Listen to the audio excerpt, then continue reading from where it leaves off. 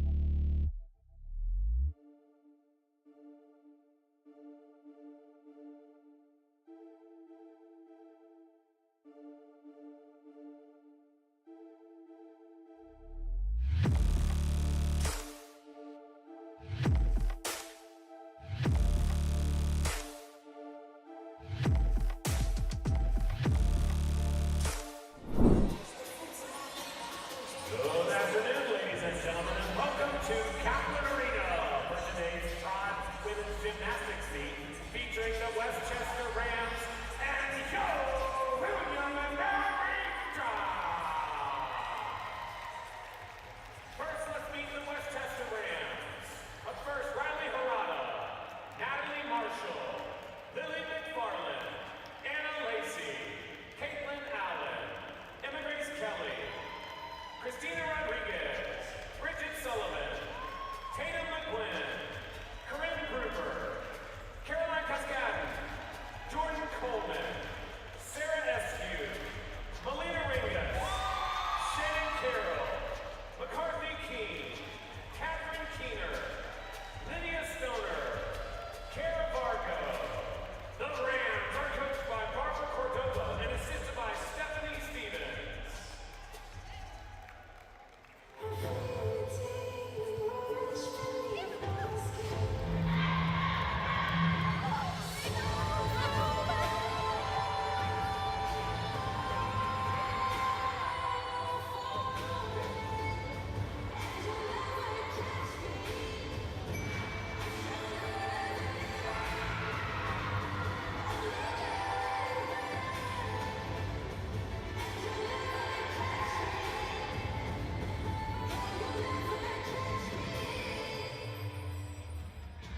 And now, get up and make some noise. Here comes Yo William and Mary Todd.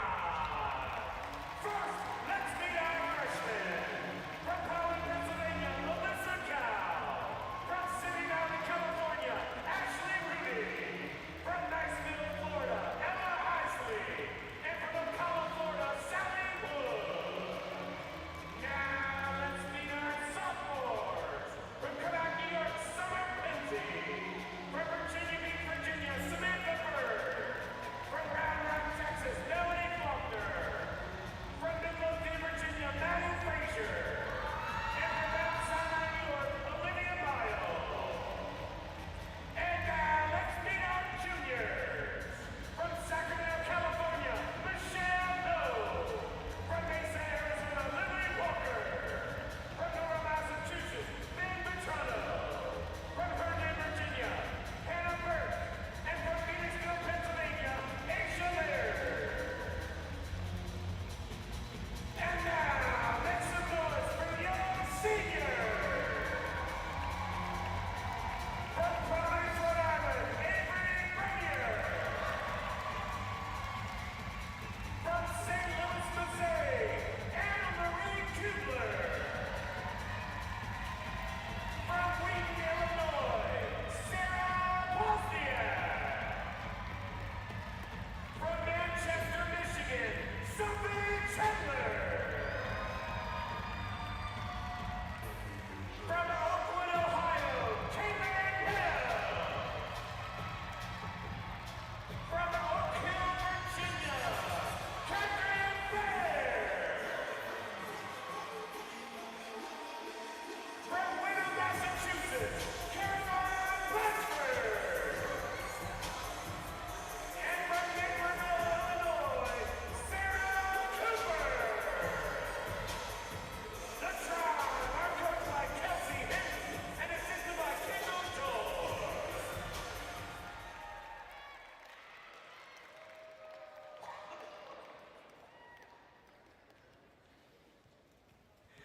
At this time, we ask that you please rise for the playing of Lift Every Voice and Sing.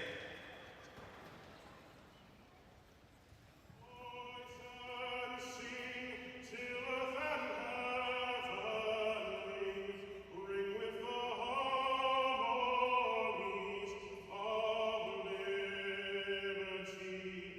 Let our rejoicing rise high as the listening skies. Let it resound loud as the rolling sea. Sing a song full of the faith that the dark past has taught us. Sing a song full of the hope that the present has brought us. Facing the rising sun of a new day.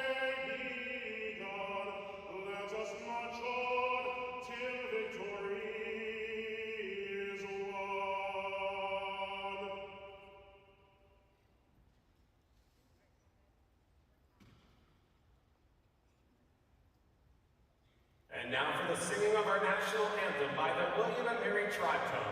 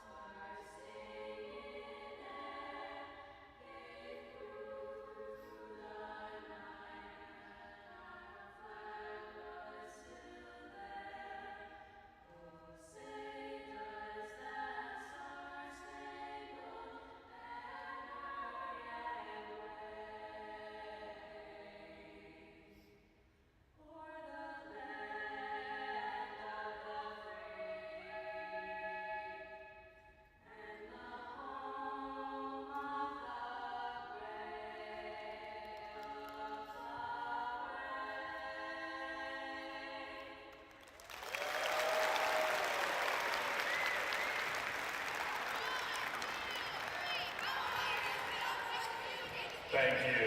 Gymnasts, at this time, please head to your first event to prepare for touch warm-up.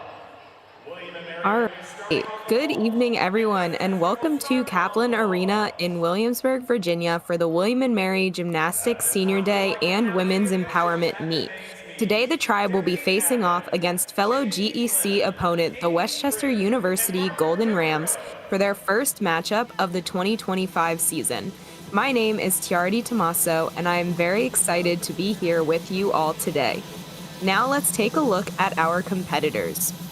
Starting on vault today is the home team, the William and Mary Tribe.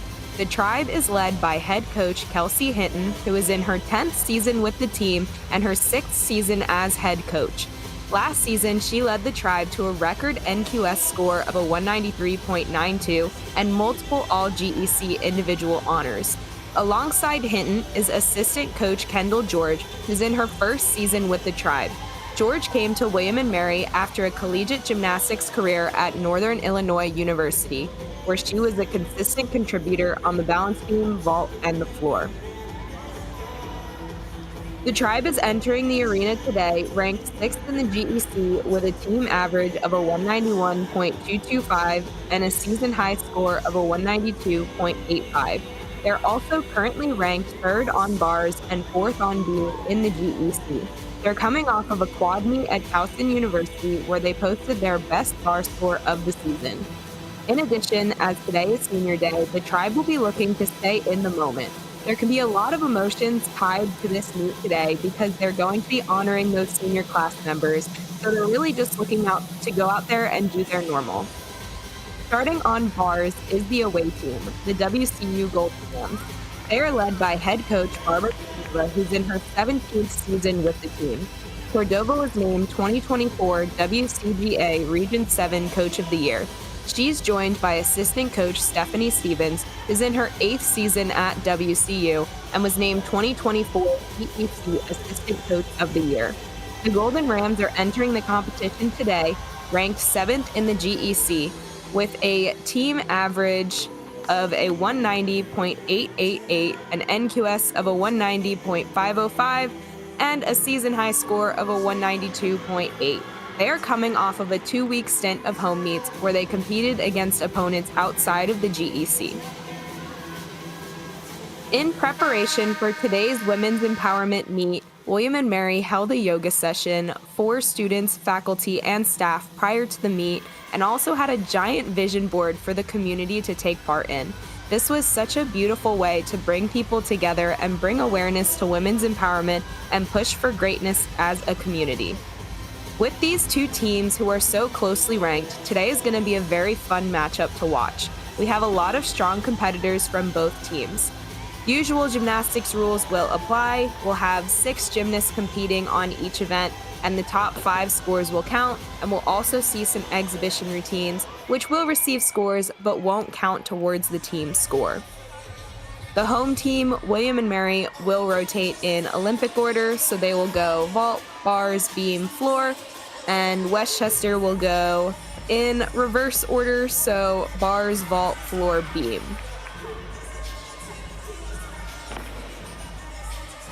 The gymnasts are currently in their 4-minute touch, so this is the point in time where they're able to warm up for the event just really quickly before they complete their routines.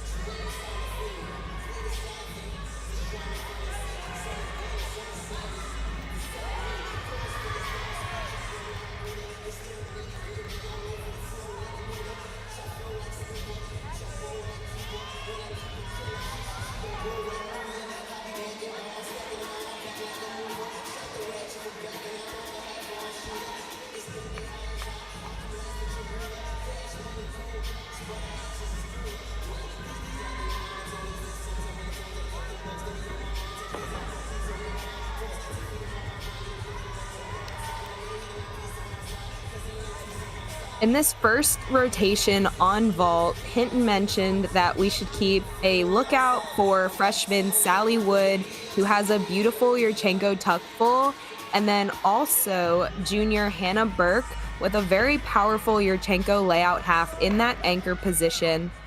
And for Westchester, we're definitely going to want to keep an eye out for senior Jordan Coleman. She will be the anchor for them on bars. She's a very strong competitor on this event, so I'm ready to see some great gymnastics today. I hope you guys are excited as I am.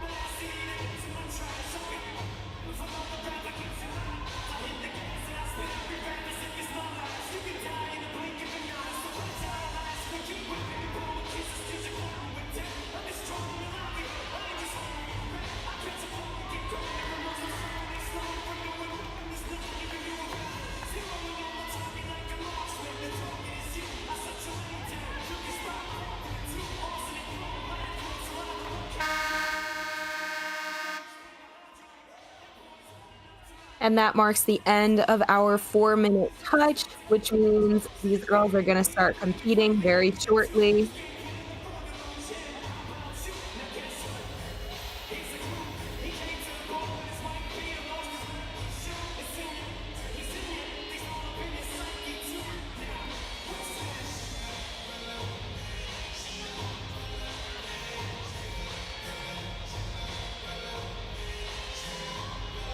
Up first for the tribe on vault is going to be sophomore Samantha Bird.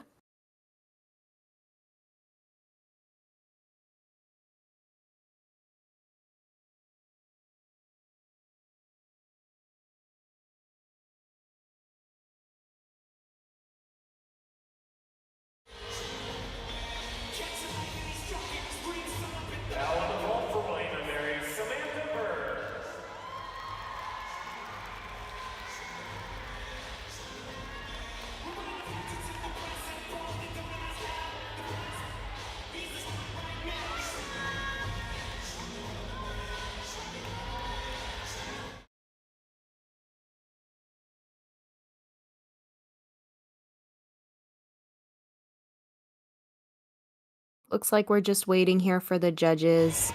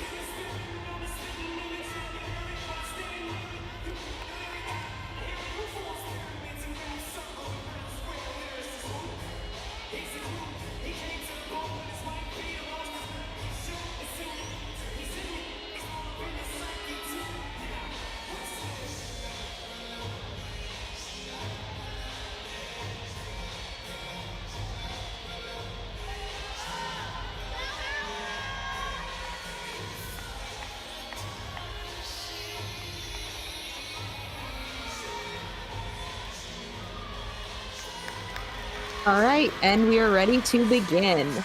Again, this is sophomore Samantha Bird.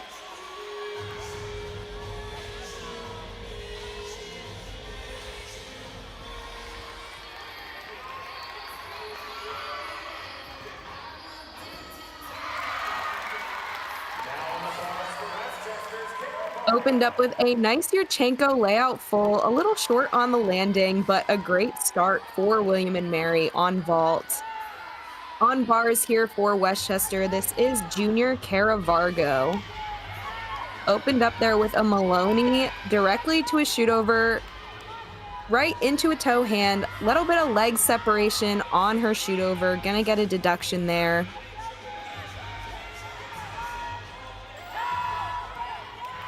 And toe hand double back dismount.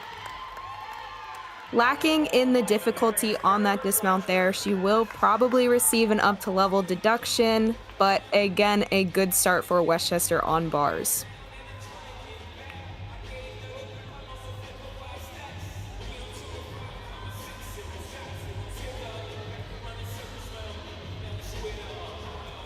It is common in dual meets to go back and forth for vault and bars.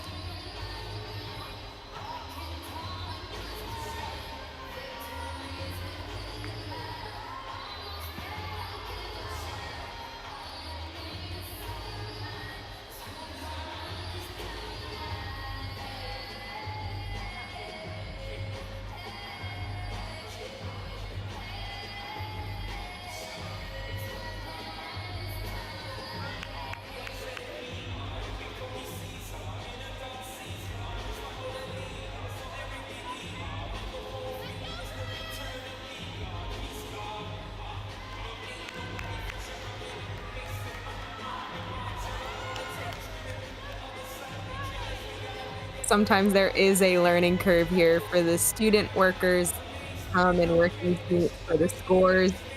You can see the judges are telling them that the red is the start value, the green is the score that that judge has given to the gymnast. And then when they turn and reveal these scores, that's when the other judge is able to see what the other judge gave, and then they can finalize the scores.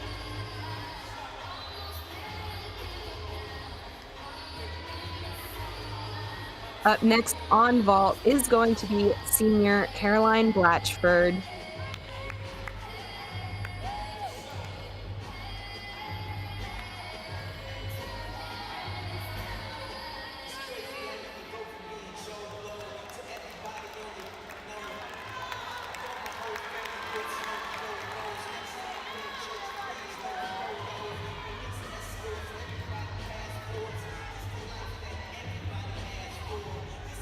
Samantha Bird's score came in with a 9.525.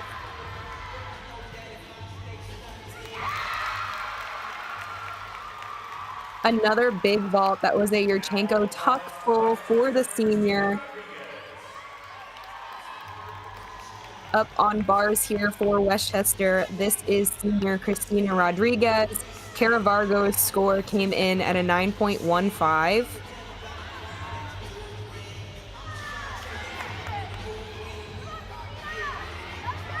Blind full to pack salto. She looked a little far away from that bar, so she had to bend her legs, kind of messed up the swing a little bit there, but she's working it here. And Christina is coming back from an injury, and due to other injuries on the team, they did have to put her into lineup, but she wasn't able to do a dismount, so just did that layout flyaway there. Gonna suffer in some difficulty and up to level requirements, but that's currently what they have to put out there because of those injuries.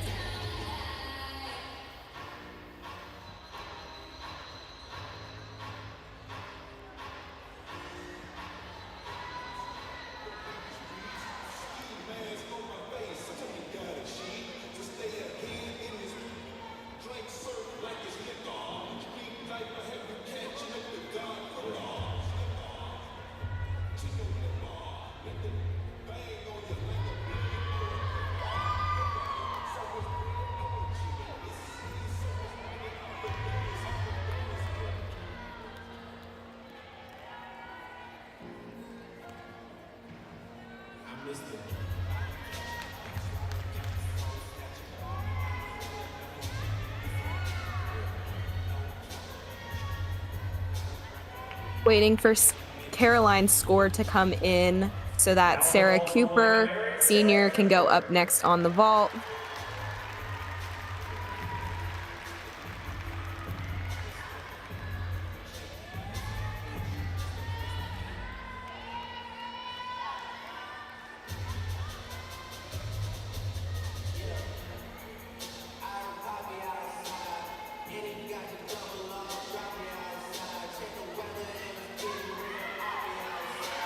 Blatchford's score in at a 9.65. Again, it was a great Yurchenko tuck full.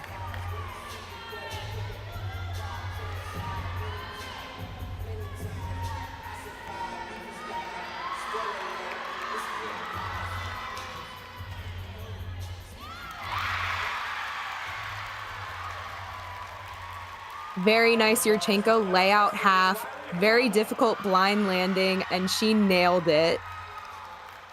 Those front landings, you're not able to spot the ground before you land, so it's very hard to land cleanly and just be really sure in your landing, and she absolutely nailed it.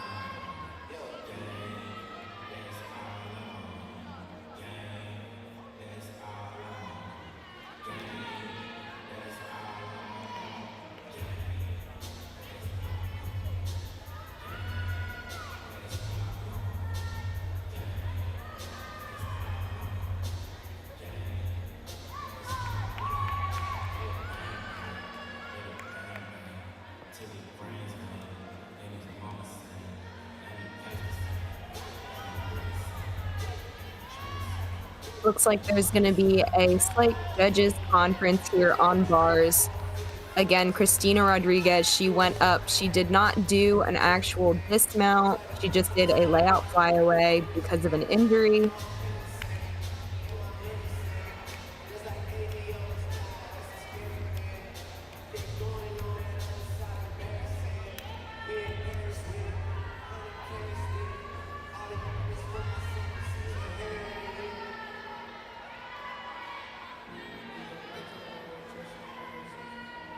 Up next and waiting to go is freshman Riley Harada. It can be tough to wait in this position when you're ready to compete, but the judges aren't ready to judge you and you have to wait. It can be very hard to stay in the moment.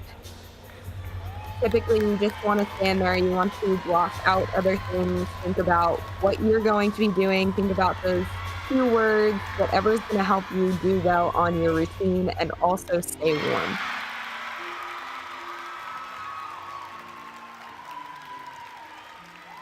Sarah Cooper, her score came in on vault at a 9.725. And Christina Rodriguez's score in at an 8.425.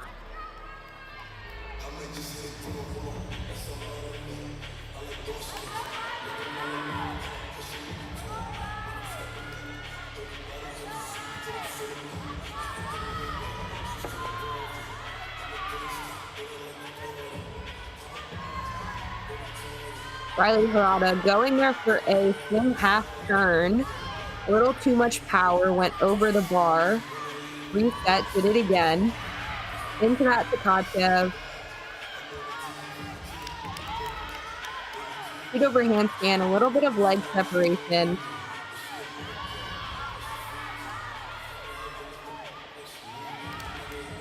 Line full.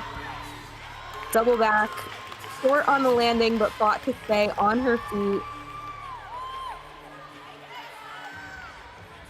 Down the vault from William & Mary is Sally Wood.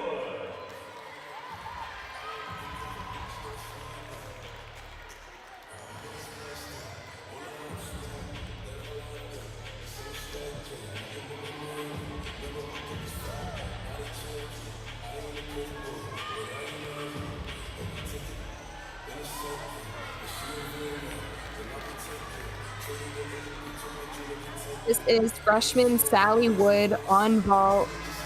We missed Melissa Gao. She performed and got a 9.675. Another good score for them. Huge Yurchenko tuck full. So much height and distance off of the table. William & Mary is killing this vault rotation.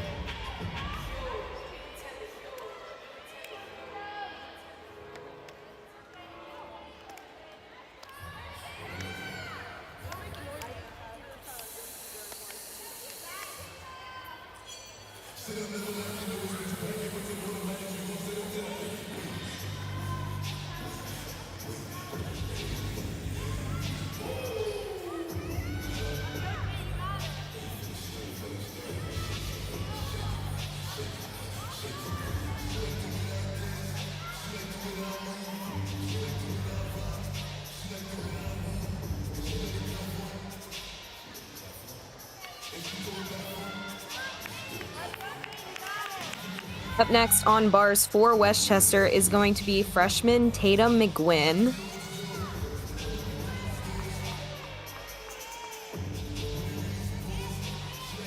Again, we're still waiting for Riley's score.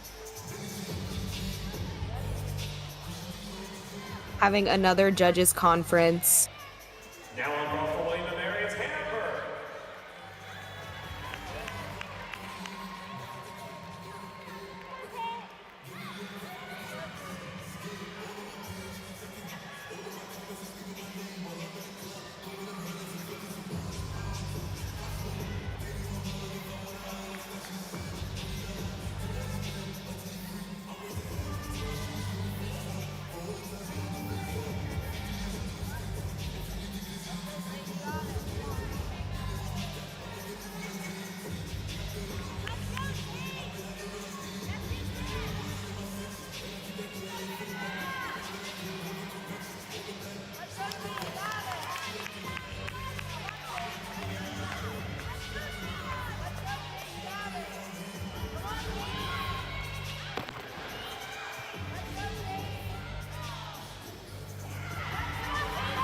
Shoot over straight to handstand, but again, that leg separation.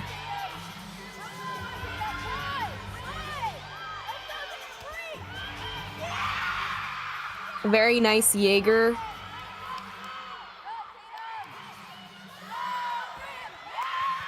And a good dismount, toe on, front off.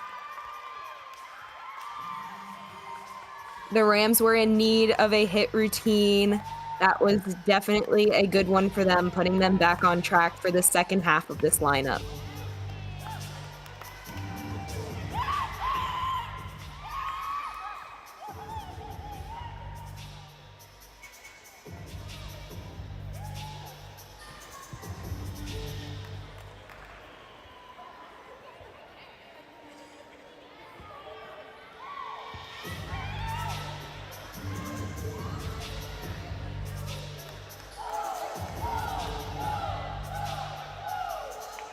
Still waiting here for Sally's score on vault.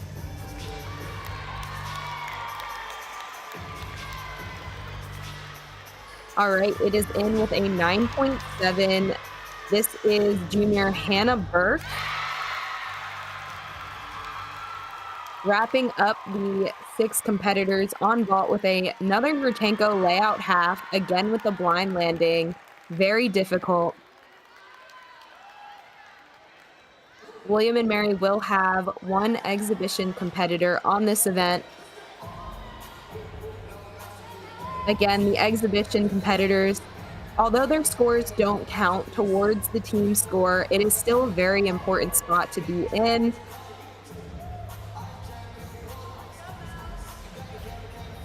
Now on bars for Westchester is Melinda Ringus.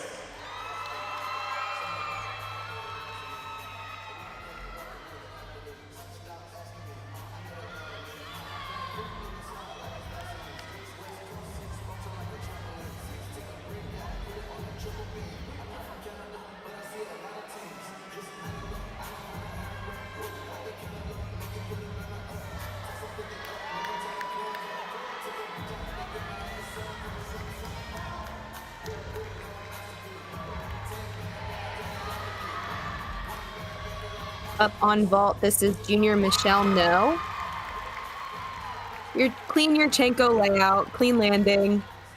Great vault to finish up this rotation for William and Mary.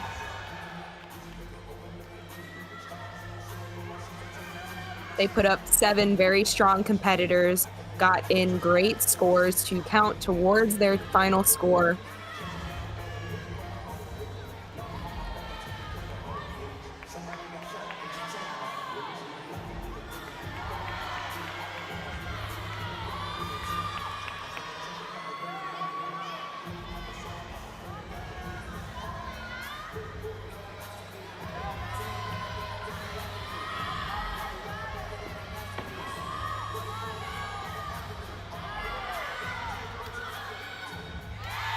Melina opening up with a Ganger release move. Shoot over to low bar. You can tell she's really trying to squeeze those legs together, keep her form clean.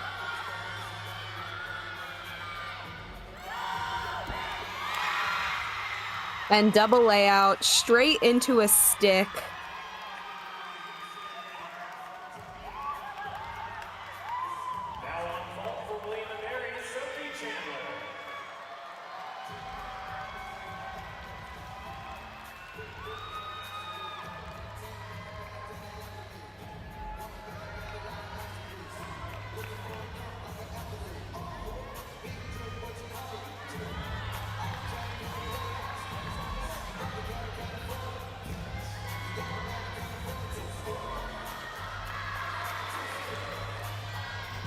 This is Sophie Chandler up on vault. Another Yurchenko layout for exhibition.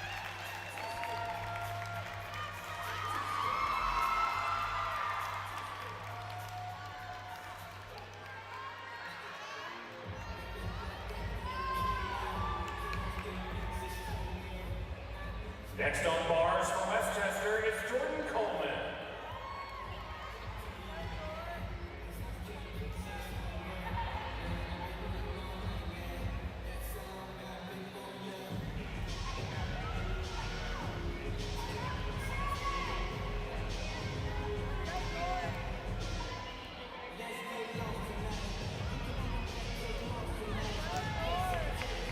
And the anchor here for Westchester today on the uneven bars is senior Jordan Coleman.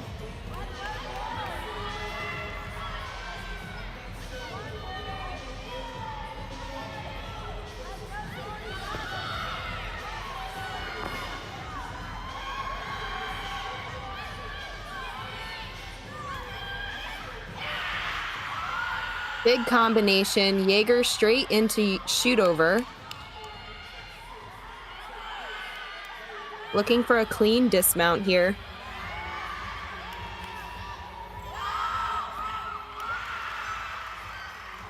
Slight step on that dismount, but again, another routine that Westchester is very happy to see.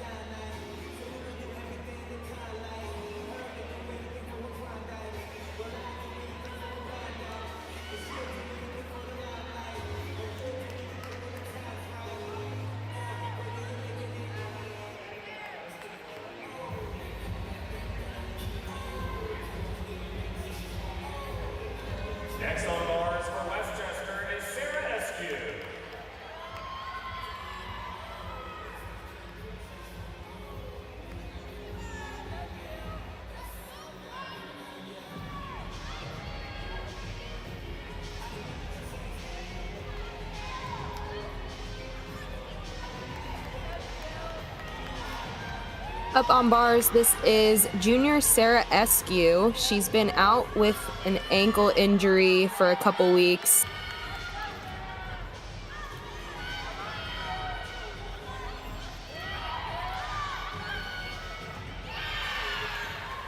Free hip ganger. And a pack to the low bar. Switch kip.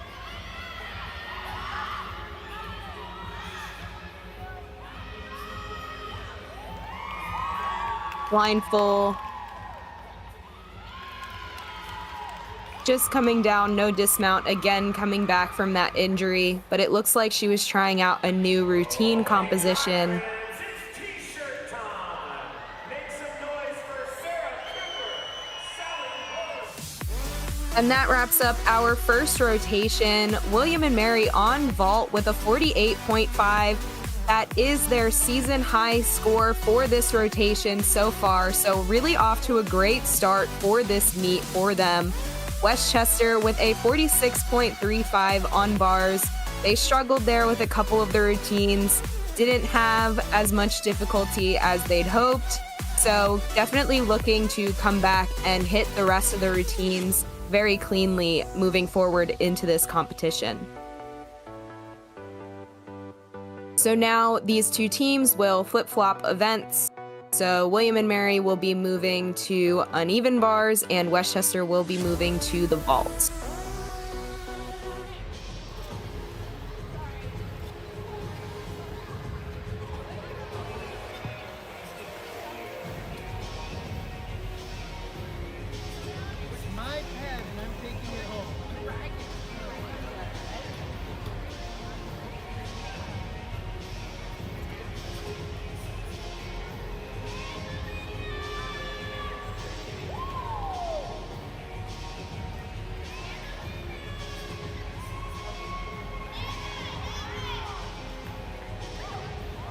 And now teams should be moving to rotation two. Rotation two.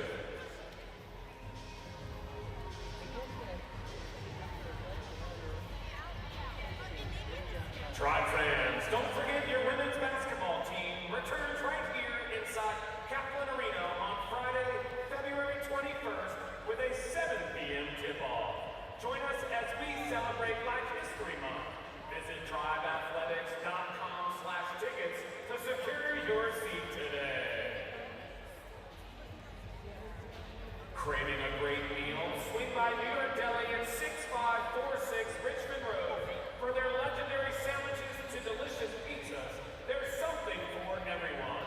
New York Deli is a proud partner of William and Mary Gymnastics, supporting excellence both in the gym and at the table.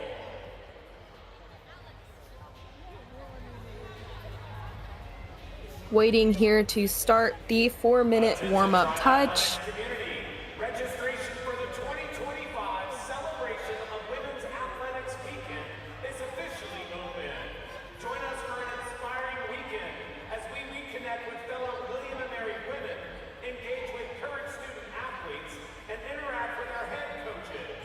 Don't miss this incredible opportunity to honor the achievements of William and Mary women's athletics. Scan the QR code on the video board now to register. Go Tribe!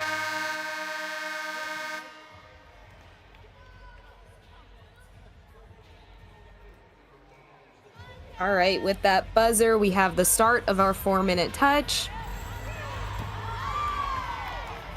Again, during this time, the gymnasts typically get about 2 turns, maybe another one if they're moving quickly, but this is just that time where they get to touch the equipment really quickly to prepare for their competition because they have not been on the equipment since they warmed up prior to marching out. Before marching out, they got 15 minutes for warm-up on each event. Now they only get that 4 minutes. So they really want to move as quickly as they can. And this includes their teammates who are setting the mats and all of those things, like setting the vault table and the springboard, maybe different dismount mats on bars. They definitely want to be moving quickly too so that the girls can get as many turns as needed. so they can compete as best they can.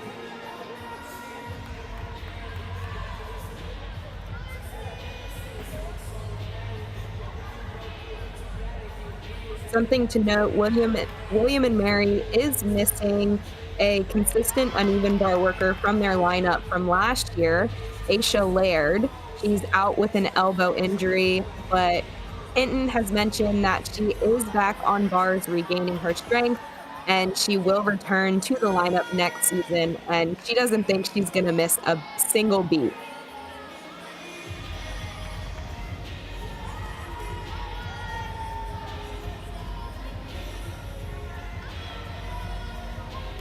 Westchester not as strong in difficulty as William and Mary was on vault. So they are definitely going to be looking to have extremely clean landings so that they can maximize their score as best as possible.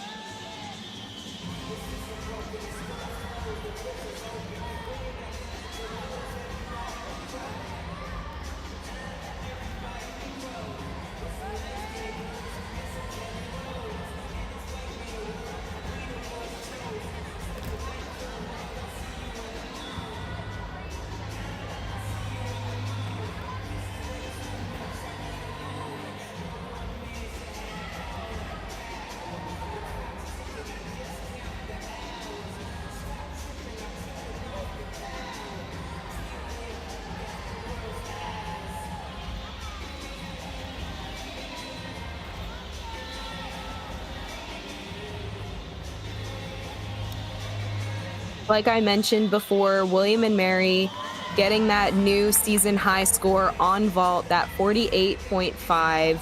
Prior to this meet, their season high on the event was a 48.175. So they got about 4/10 higher, just slightly less than that. So definitely a great start. Hoping to bring that momentum into bars in a slightly different way. On vault, you're focusing more on that power, and on bars, you more so want to get into that rhythm of your swing.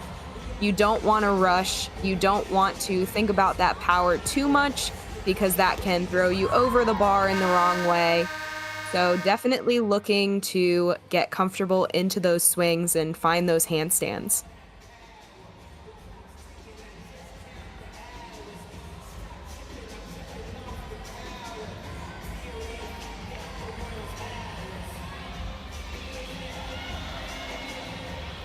First up for Westchester on vault is going to be Bridget Sullivan, and first up for Tribe on bars is going to be Sarah Cooper. Now on the vault for Westchester is Bridget Sullivan.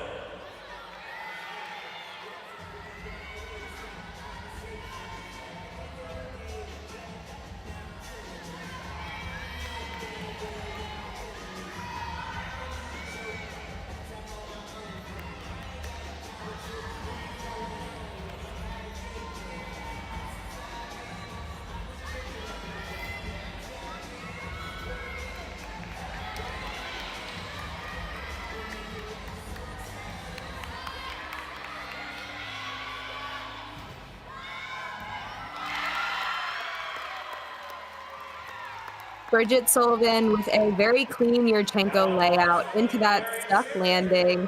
Again, not as high of a difficulty for start values, so they're definitely going to want to look for those stuck landings to minimize deductions.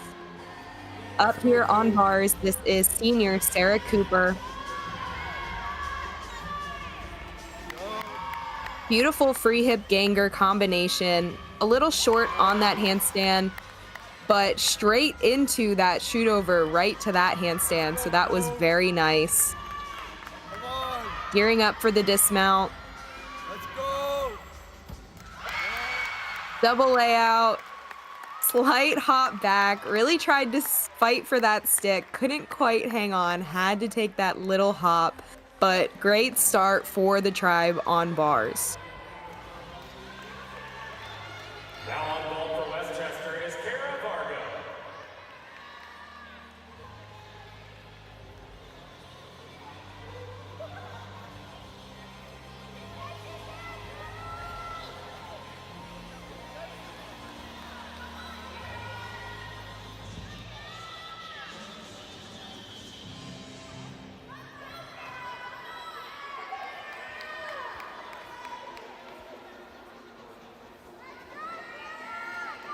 Bridget Sullivan's score in at a 9.625.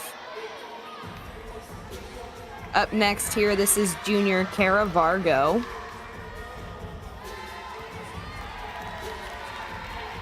Another Yurchenko layout, clean in the air, just that step back on the landing.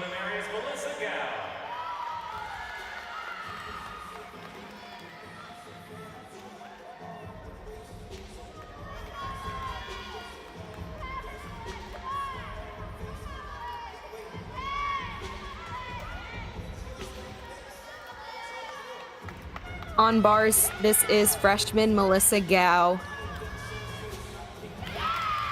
Another free hip ganger to start. A little bit of leg separation on that catch. Beautiful pack salto right into a switch kip. I love to see those combinations. Very nice handstand. Blindfold double tuck, just that step on the landing, but very nice routine.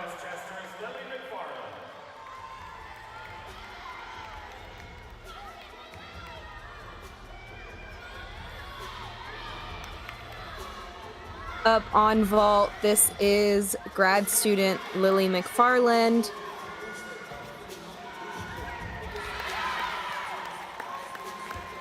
Yurchenko tuck full, a lot of distance from the vault table.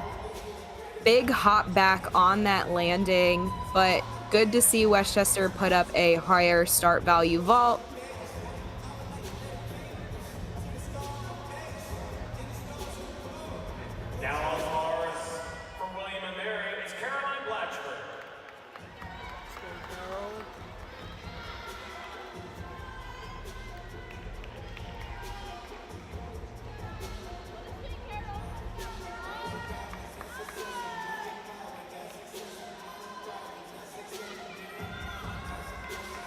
Just waiting for Melissa's score to come in. It is a 9.45. Up now is senior Caroline Blatchford. She's going to open up with a beautiful combination here. Got it, Carol.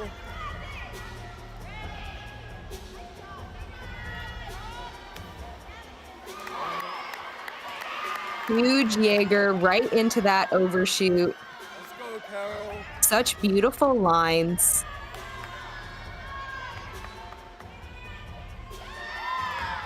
Blind full, double tuck, dismount, just that small step back. So clean, such beautiful form.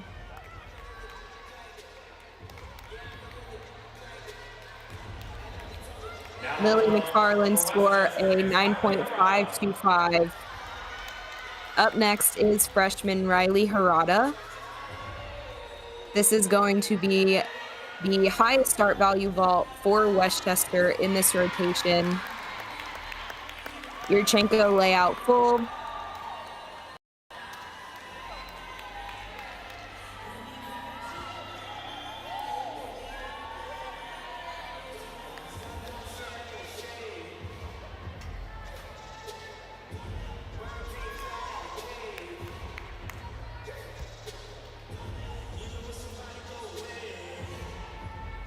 Now on bars for William & Mary is Catherine Baird.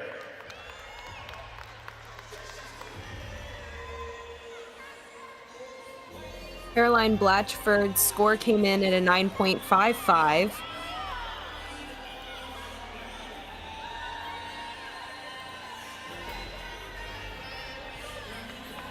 Up on bars now, this is senior Catherine Bear. Huge combination. So much height on that Tkachev and straight into the overshoot. Blindfold, double tuck, right into the stuck landing. Beautiful bar routine. Catherine Bear, very close to having the bar record. She's had the second highest score to their bar record, a 9.9, so very capable of putting up a huge score there on the bars. Just on vault there for Westchester, that was senior Jordan Coleman. She did a Yurchenko layout, following Riley Harada, who got that 9.6 with her Yurchenko layout full.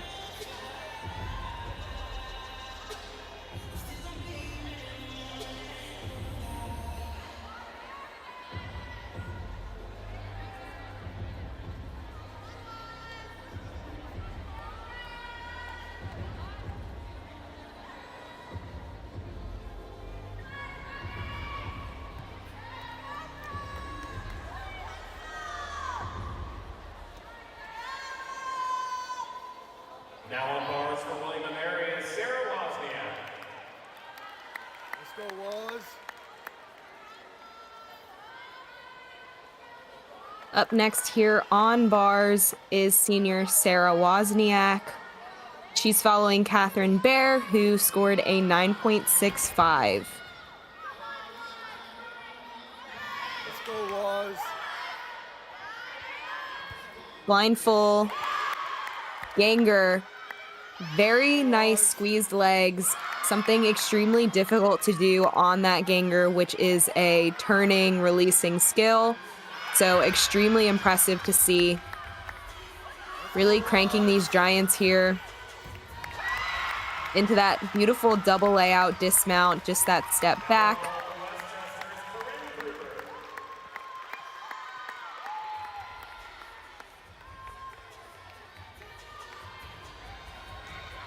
Anchoring vault here for Westchester is sophomore Corinne Gruber.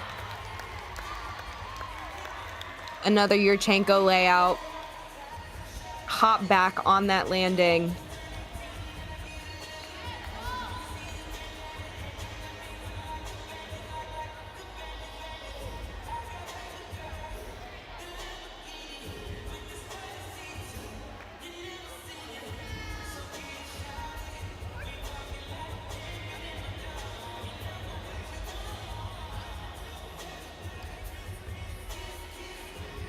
Now on bars for William & Mary is Michelle No.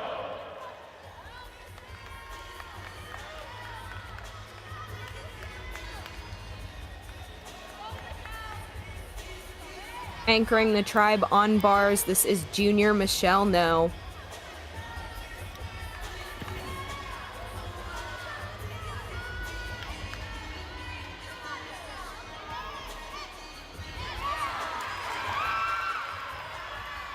Huge combination, ganger right into that shoot over. Feet together cast, something you don't see as often. They are a little bit harder, takes a little bit more strength to do.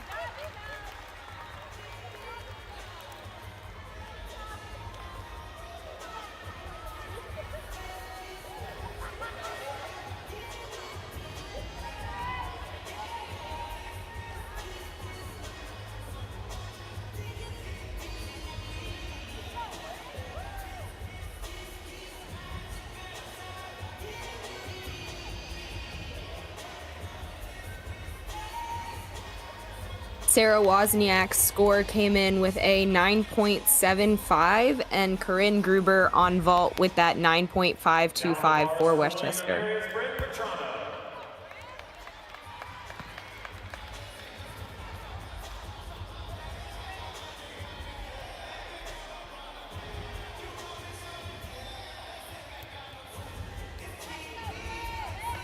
Exhibitioning here on the uneven bars is junior Bryn Vetrano.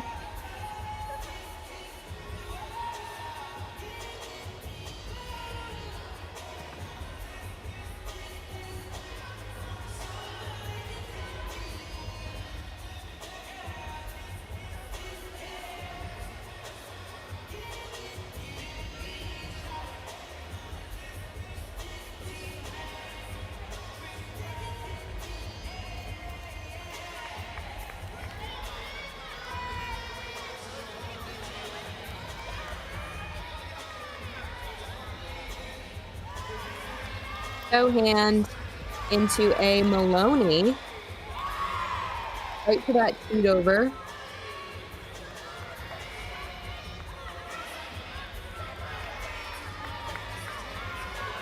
Gearing up for the dismount. Double layout. Hiked it down a little bit. Definitely didn't need to. She had probably a little bit more height than she expected, but very nicely seen. That wraps up our second rotation here. Nope. One more exhibition competitor for William and Mary on the uneven bars.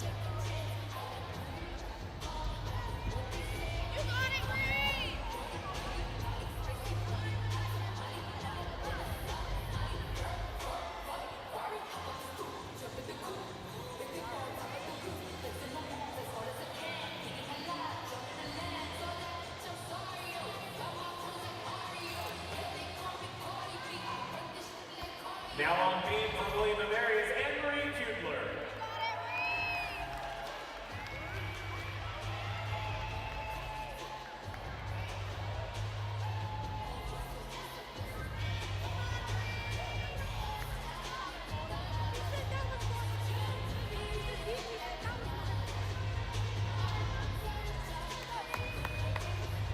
In this last exhibition spot is senior Anne-Marie Kubler.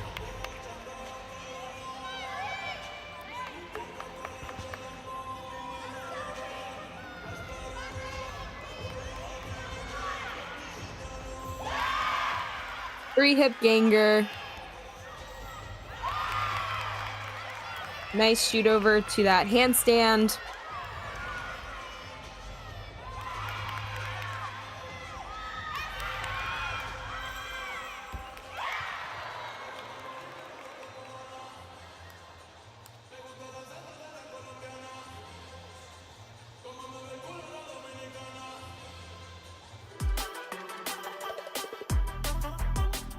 All right, we are now halfway done with the competition. William and Mary at a 96.45, Westchester at a 94.125. In our next rotation, William and Mary will be moving to the balance beam and Westchester will be moving to the floor exercise. William and Mary looking to continue their momentum into that next rotation. Westchester definitely going to try to pump it up a little bit, capitalize on being on the floor exercise, maybe trying to get some higher scores in there. But halfway into this meet, very exciting stuff so far.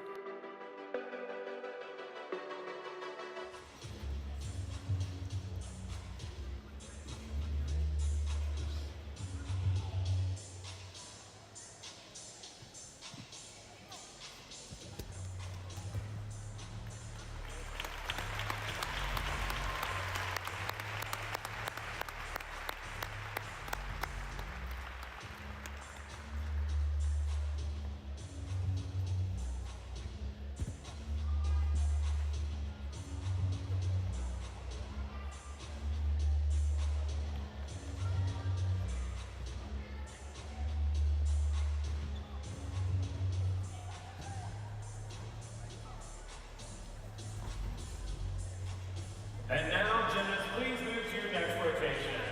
William and Mary is on beam, Westchester is on floor.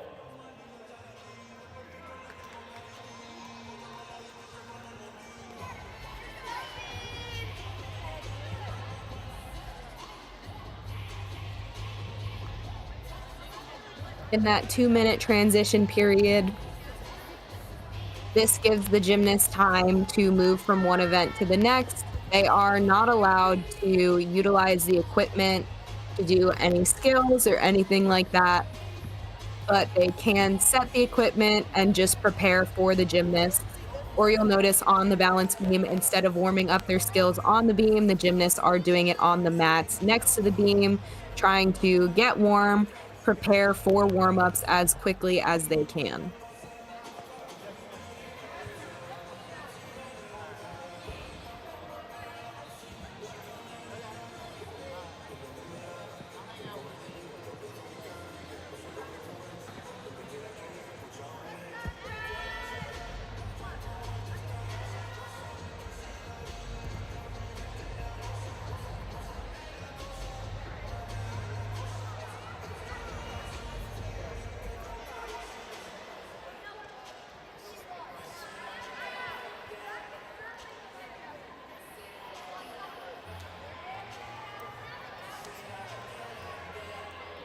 William and Mary currently dominating in this meet. They are just 2 points ahead of Westchester.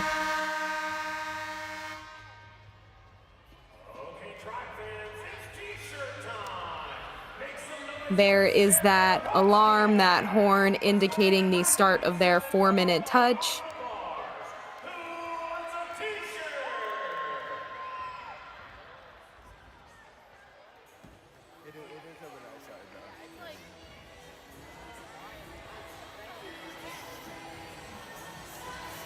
Oh, it's all the way back here.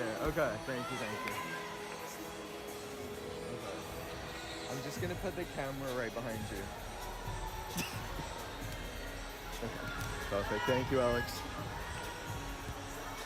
Mark your calendars for Saturday, March 8th for the return of Tribe Gymnastics right here in Kaplan Arena. It's a double duel. Women's gymnastics hosts Penn, and men's gymnastics welcomes Navy for a 2 p.m. meet. Admission is free for all. Visit tribeathletics.com for more information. Don't forget to follow WM Tribe, W Gym on Instagram and Twitter, and William & Mary Tribe Women's Gymnastics on Facebook, or scan the QR code on the video board for all the latest updates on Tribe Women's Gymnastics. You guys heard the announcer. Make sure you follow William and Mary on their socials to stay up to date with all things happening this season. Tribe men's basketball is back at Kaplan on Thursday, February 20th, as they take on the UNCW Seahawks with a 7 p.m. tip-off. The rush continues with our Go Green game. Students, be sure to pack the cap early, as the first 200 students will receive a limited edition t-shirt. Fans, we don't want you to miss out on the color rush action. Get your exclusive Go Green t-shirts by scanning the QR code on the video board. Visit tribeathletics.com/tickets to secure your seat today.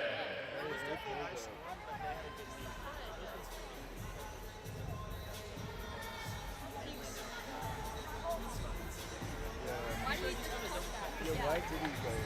I think he thought he was just gonna like. Right. You're just gonna make it for the first time. Like you are gonna be a bad. I was also surprised Nico was doing the double jump. He did it. Where did we all just get double? I love both of the Leos that these teams are wearing today. I think it's super funny that they are both kind of a black ombre into one of the 2 colors for their school colors, and Yeah, I heard. both of them are kind of avoiding that gold color on their Leo. Completely understandable, I feel like, but I love both of these Leos.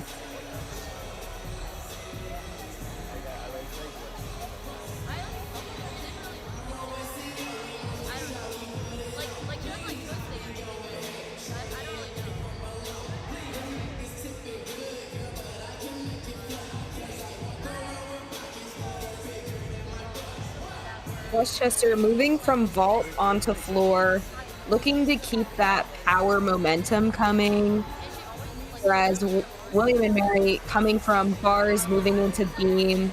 Again, this is an event where you're looking to get into that rhythm. You want to be aggressive on balance beam. You don't want to hold back. When you hold back on something, that's when you tend to make those mistakes. So you want to be aggressive, but you also want to find that rhythm, find your center of balance.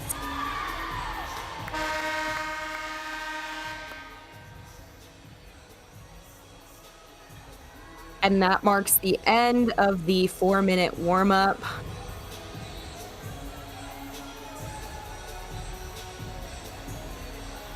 The gymnasts are going to start competing shortly. Up first on balance beam for William and Mary will be senior Sarah Cooper, and up for Westchester on the floor is going to be sophomore Corinne Gruber.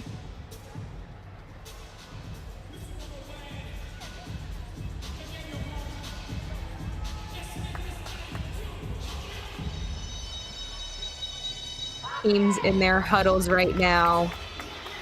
Gonna do it here, get into that mindset, just the last few words of encouragement before they get out there and do their thing on this rotation.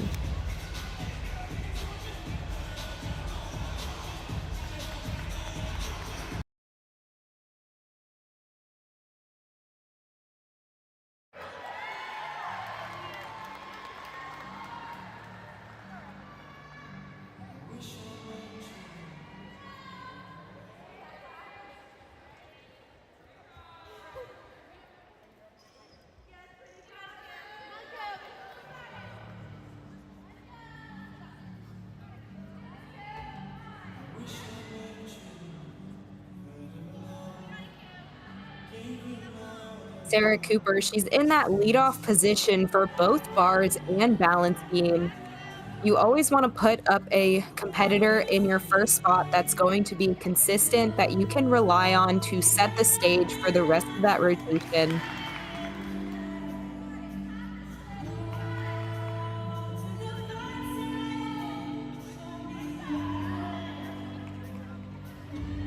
Sarah being in that spot for both bars and beam just really shows what kind of competitor she is. Beautiful acro series, back handspring layout.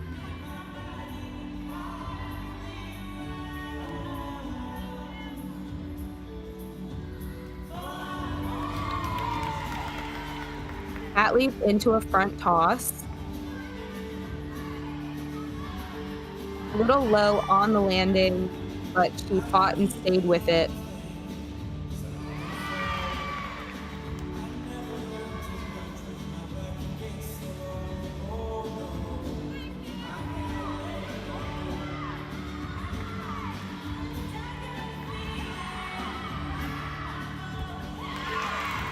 Gainer full dismount off the side. Just the type of competitor you want in that leadoff position, someone that you can rely on, hit that routine. Now on the floor for Westchester. Great start for William and Mary on balance beam.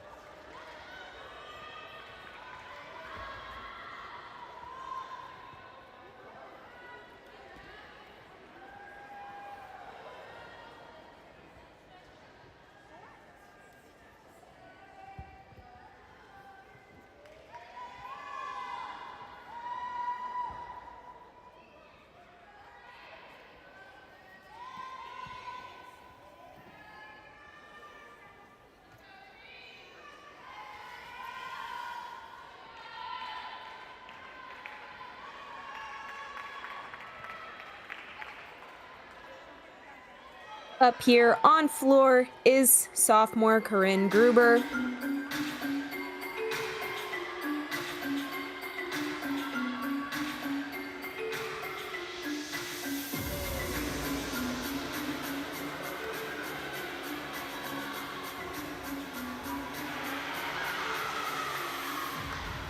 Opened up with a Rudy punch into a split jump. You'll often see those jumps coming out of twists like that. It's an easy way to get a cleaner landing as opposed to trying to land the twisting skill itself. It can be very difficult to not just step straight back or straight forwards.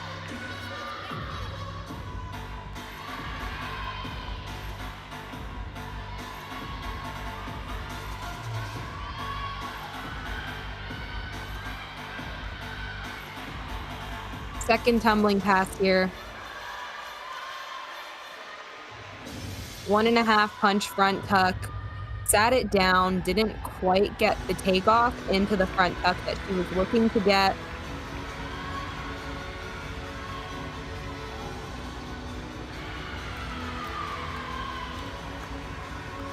Last pass, 1.5 punch front pike instead.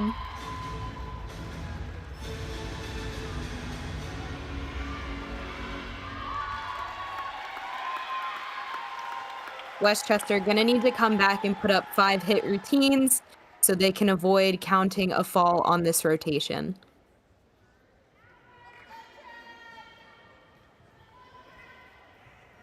Sarah Cooper's score came in at a 9.6. Again, a solid routine for that opening spot. You want that first competitor to be someone you can count on, someone you can rely on. Perfectly framed right here. Up next here, this is sophomore Melanie Faulkner. She is a very strong and steady beam worker. Let's go, Mel.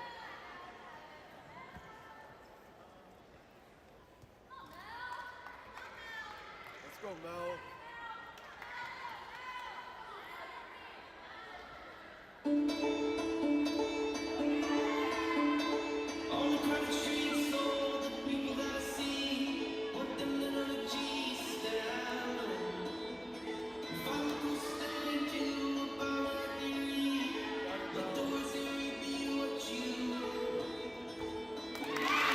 That handspring layout, acro series, very solid, sharp arms on that finish.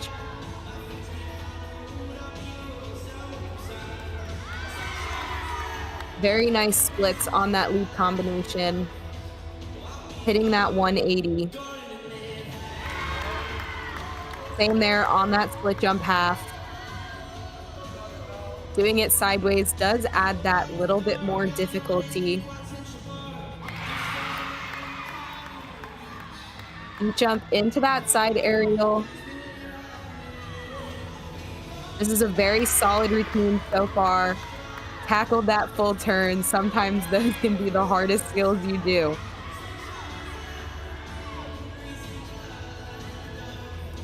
Back handspring into gainer full off the side, right into a stick. A beautiful routine for Melanie. Again, very strong beam worker. She looked so comfortable up there. Corinne Gruber's score came in at a 9.0 with that fall on her second tumbling pass.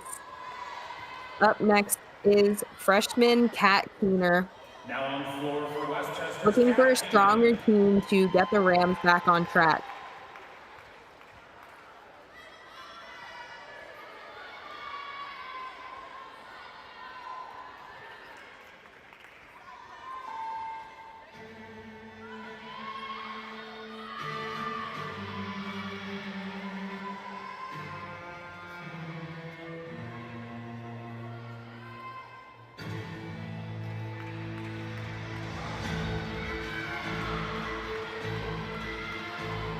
First tumbling pass.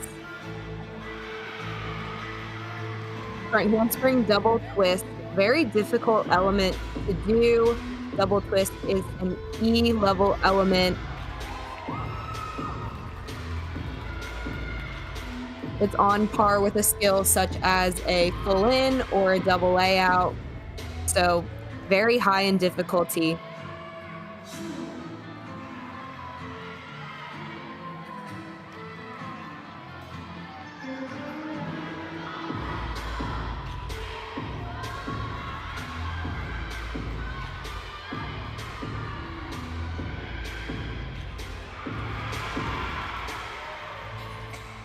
One and a half front layout. Would have liked to see the second skill go up a little higher than the first one. It kind of stayed at that same level, but very clean into that stuck landing. Closing off the routine with a front handspring Rudy twist.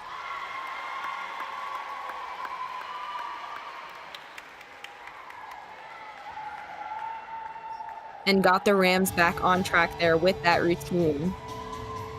Melanie Faulkner's score came in at a 9.775.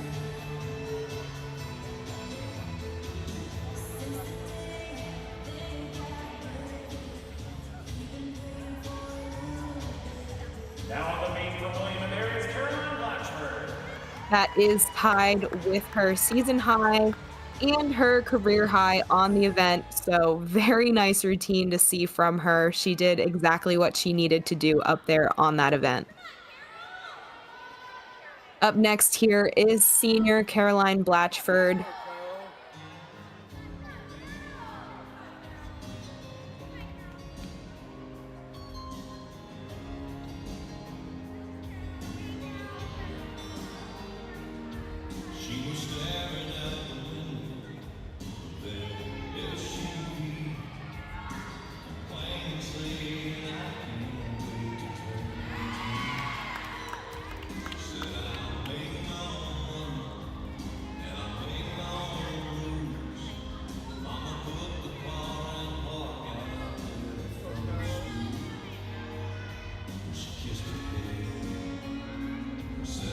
beautiful series. Back handspring, layout, step out. Extremely difficult to do, and she nailed it right over top of that balance beam into that solid landing.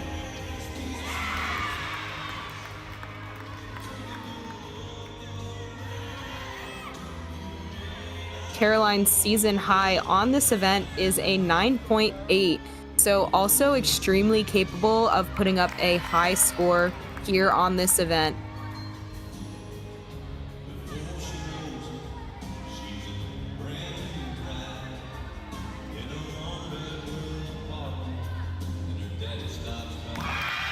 Beautiful duck landing. William and Mary coming in with all the sticks on this rotation. They are definitely practicing those, and they are coming in handy. Kat Keener's score on floor was a 9.75. Up next here is fifth-year senior Caroline Cascadin.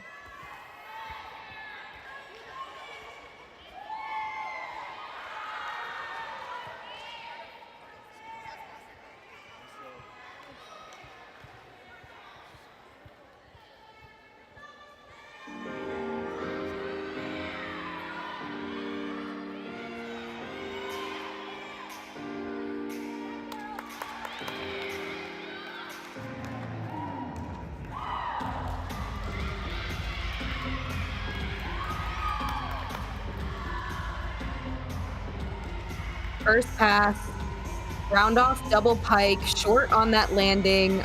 I believe she put her hand down, couldn't quite tell. Immediate turnaround into that second tumbling pass, front layout, front full. Not a lot of time in between those two passes. Very impressive turnaround. Caroline Blatchford's score came in on balance beam, also with a 9.775.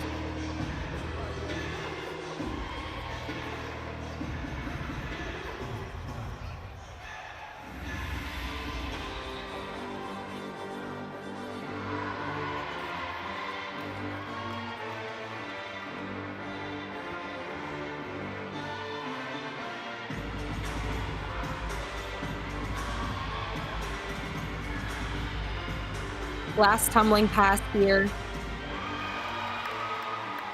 1.5 punch front pike. Very clean finish after that first tumbling pass. But it looks like, unfortunately, Westchester is going to have to count a fall on this rotation if Caroline did put her hand down.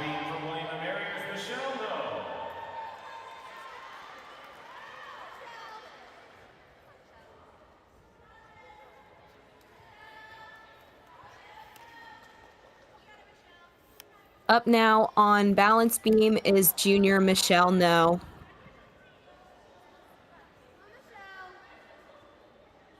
She's following two back-to-back 9.775s. So hopefully that energy is getting passed on through the rest of the lineup.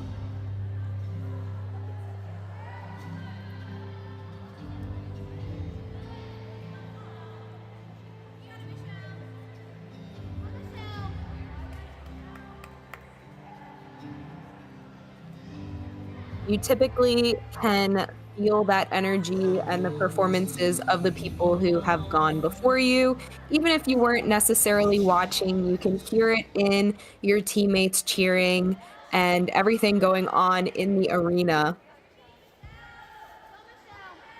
Let's go, Michelle. And sometimes sticks can be contagious, as we've seen a bunch of stuck landings here on balance beam for William and Mary. So hopefully that streak continues as we are moving into the latter half of this lineup. Opening up with that full turn, getting it out of the way.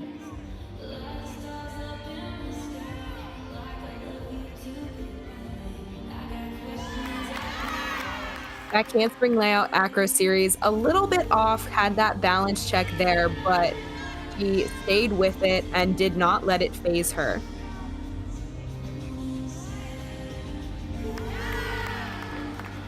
switch loop straddle half, you are required to have a leap or jump combination that they're fulfilled that requirement.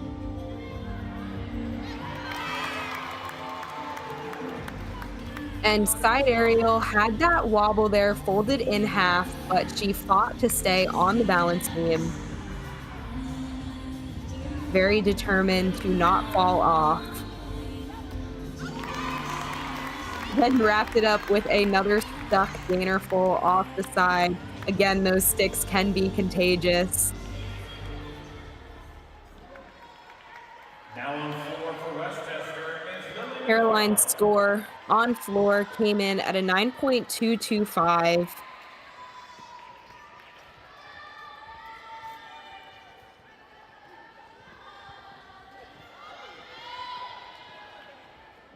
Up next for Westchester is grad student Lily McFarland.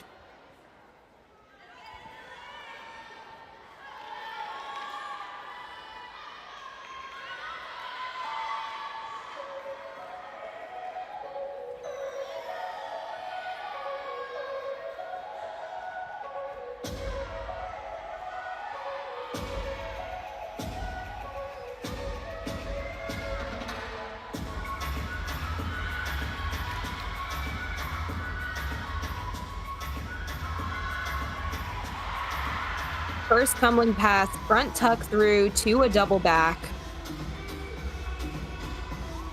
That does count as a combination tumbling pass.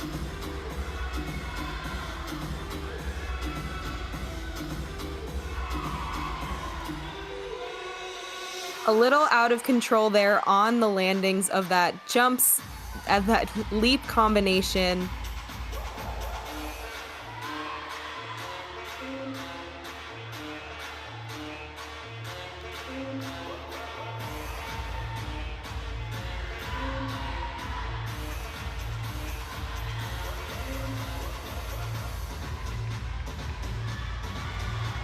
Second and final tumbling pass here for Lily.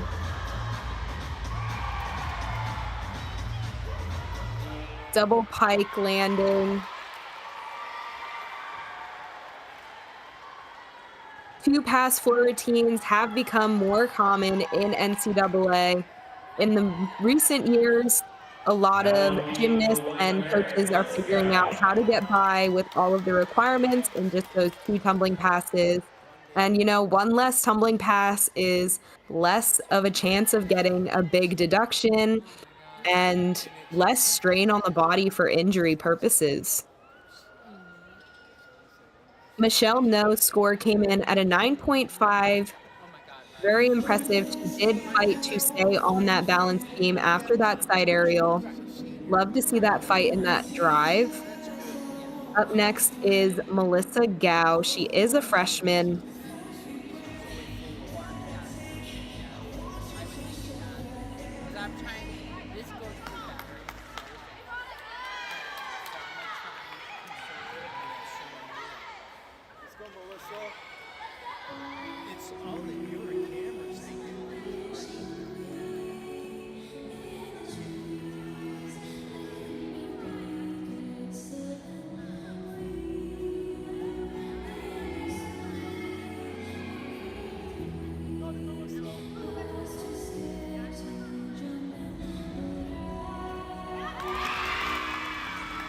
Back handspring layout.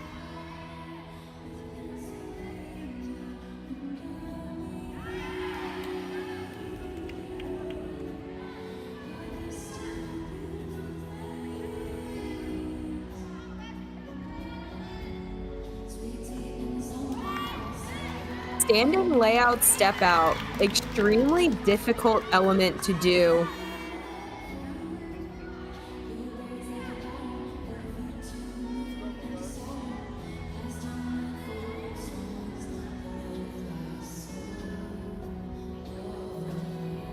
Leap combination, split jump, half deep jump. Beautiful 180 splits there.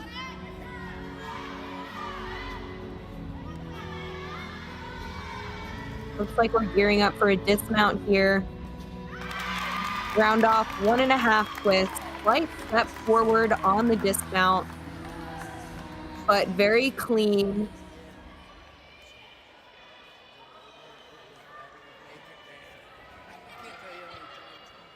Lily McFarland scored a 9.425. Up next is freshman Emma Grace Kelly.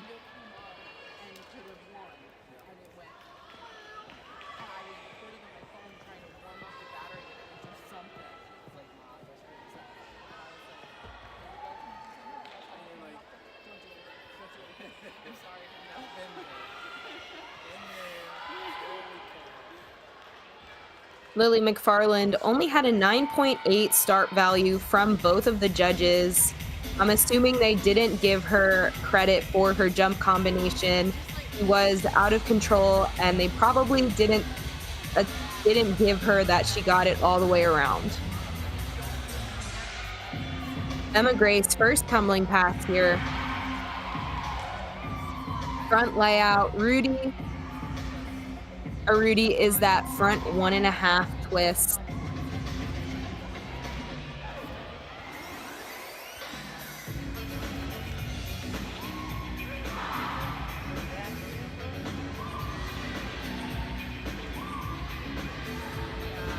Emma Grace having fun with her choreography here. Throwing in that round off back tuck element. Both of her tumbling passes are forward tumbling passes, and you are required to tumble forward and backwards in a floor routine. So that simple round off back tuck does fulfill that requirement. Second pass, front layout, front full twist. Little low on that second flip. Again, we want to see those combination passes, the second flip be higher than the first, or at the very least the same height, same level. You definitely don't want that second flip to be lower than the first one.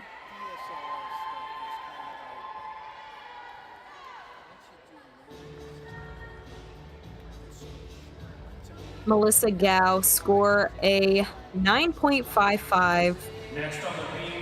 Had that large step back and wobble after her standing layout, but great fight to stay on the beam.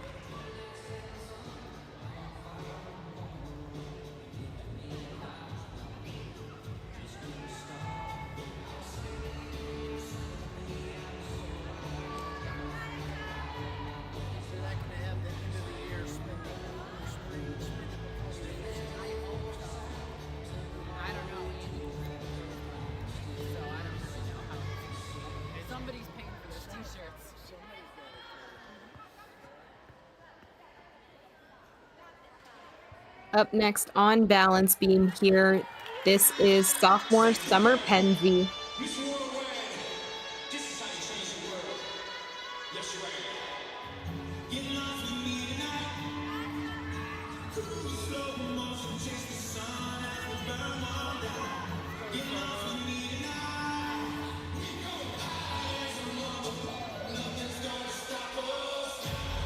Acro series back handspring layout, solid finish, very aggressive with those arms.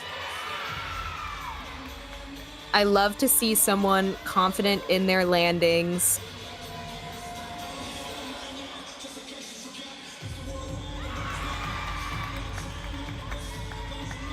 Switch half, very difficult leap to complete and get all the way around.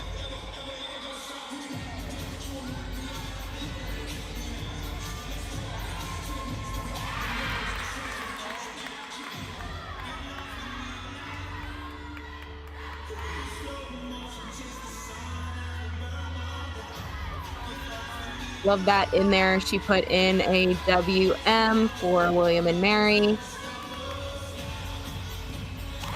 And finished up her routine with a round off 1.5. Slight hop on the landing, but a great finish for William and Mary. They just have the exhibition competitor remaining.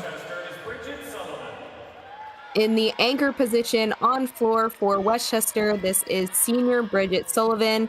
She's following Emma Grace Kelly, who got a 9.5.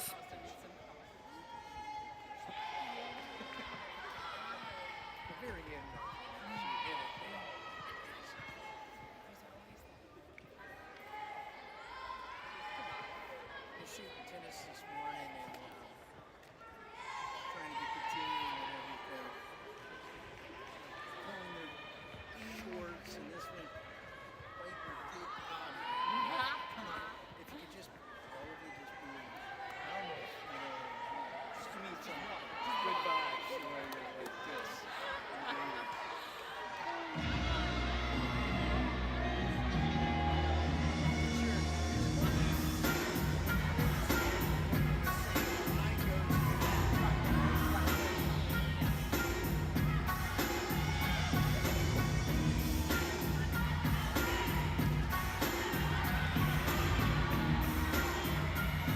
First tumbling pass here.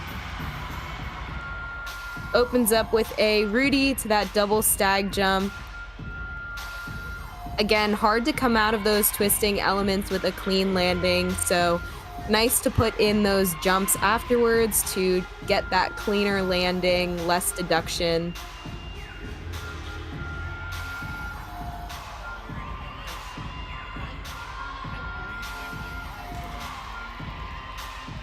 Round off layout, step out, again fulfilling that backwards tumbling requirement.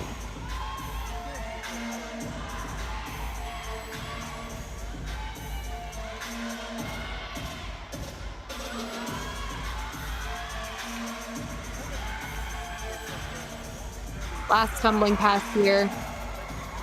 Front layout, front full twist.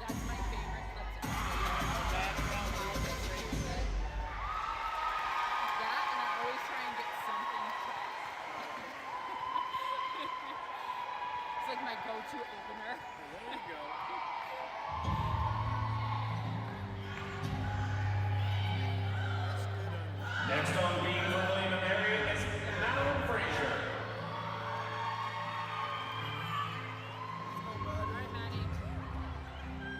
Up on beam here in the exhibition spot, this is Madeline Frazier.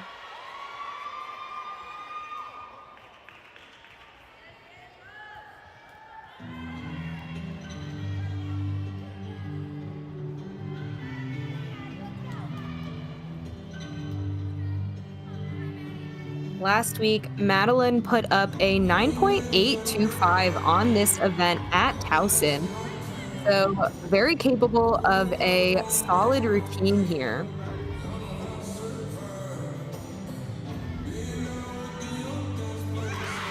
That handspring layout, step out, solid again with that finish, very aggressive arms.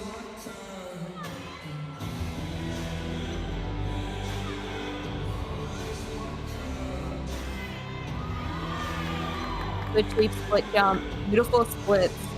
Hitting those 180-degree splits is very important. Trying to give away as little deduction as possible.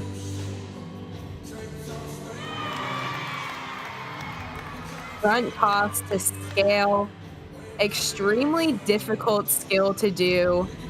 Landing on 2 feet, then add in landing on 1 foot, and then putting that other leg up into scale.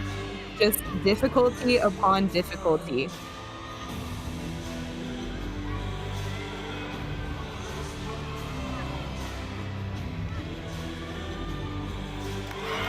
Round off 1.5 dismount. Slight hop on the landing, but got that hop in the right direction.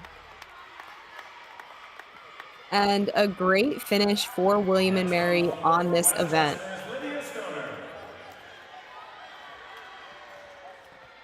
In that exhibition spot for Westchester on the floor exercise is sophomore Lydia Stoner.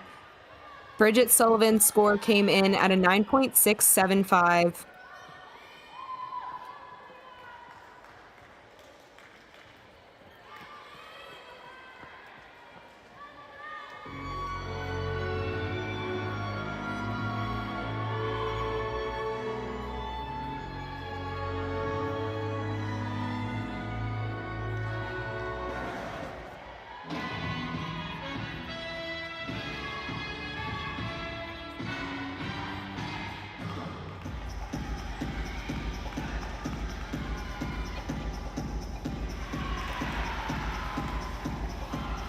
Front handspring Rudy. Again, that 1.5 front twist to start.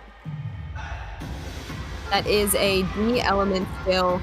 So worth the same amount difficulty-wise as a double back tuck or double back pike.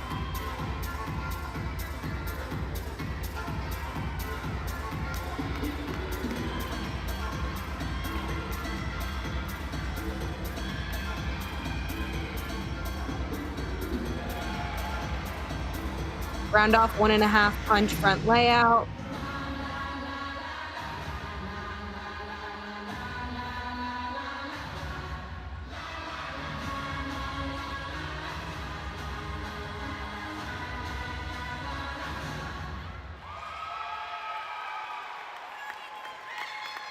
Another 2-pass floor routine. Madeline Frazier on balance beam. Her score came in at a 9.775. Looks like we have one more exhibition competitor on balance beam.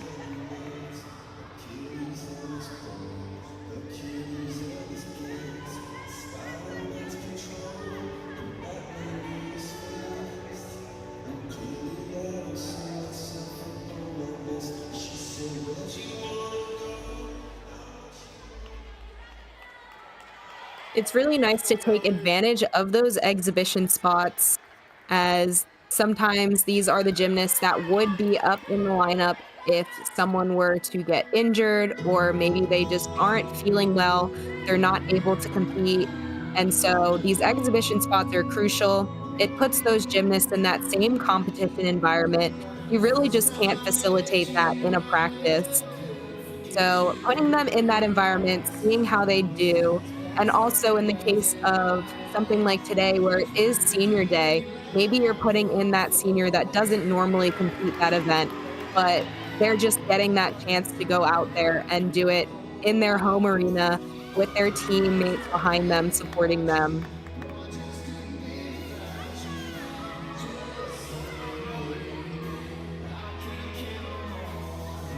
Gonna retry that combination here. Hat leap into a front toss. Back handspring. Hand slid a little bit on that back handspring, but really went for that combination there. That forward-backward element can be very difficult to nail.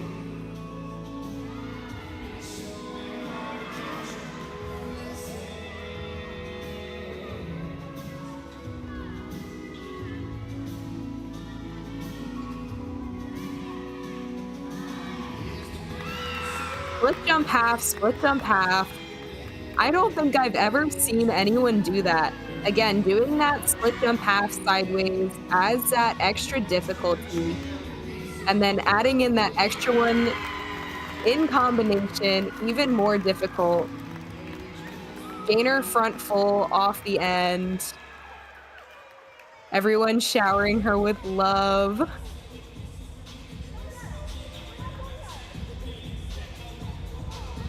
Again, these are those emotions we were talking about, senior day.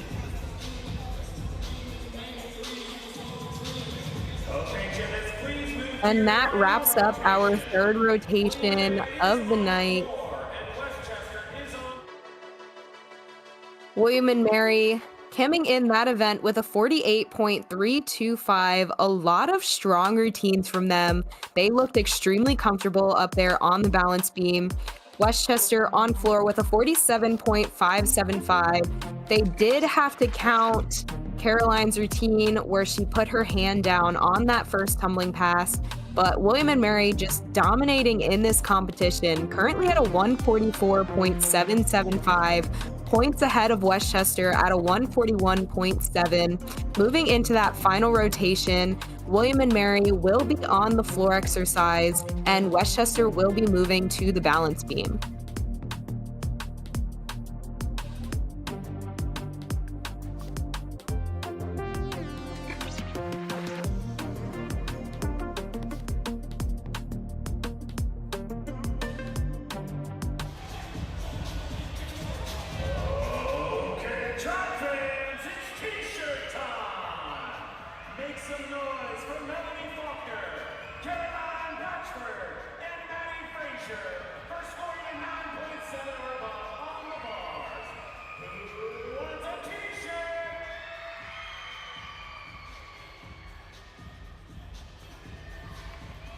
Final 2-minute rotation, 2-minute transition of the night of the competition. William and Mary enjoying being on their own home turf, throwing out those t-shirts for those scores that are above a 9.7.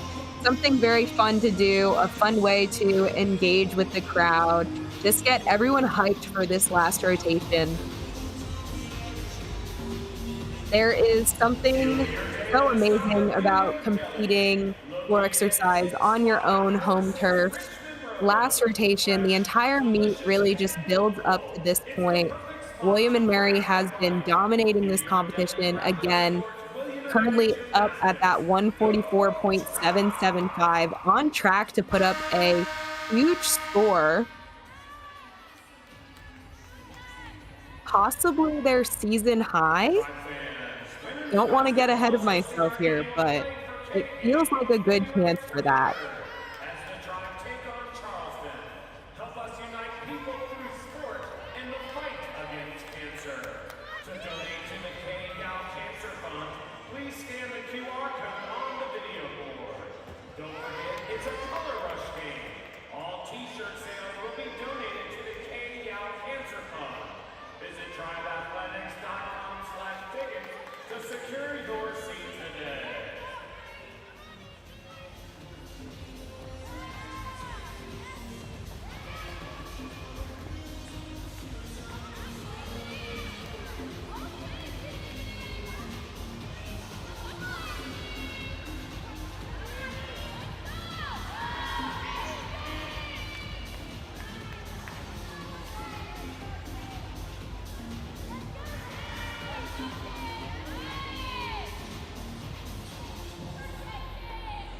Westchester moving to the balance beam.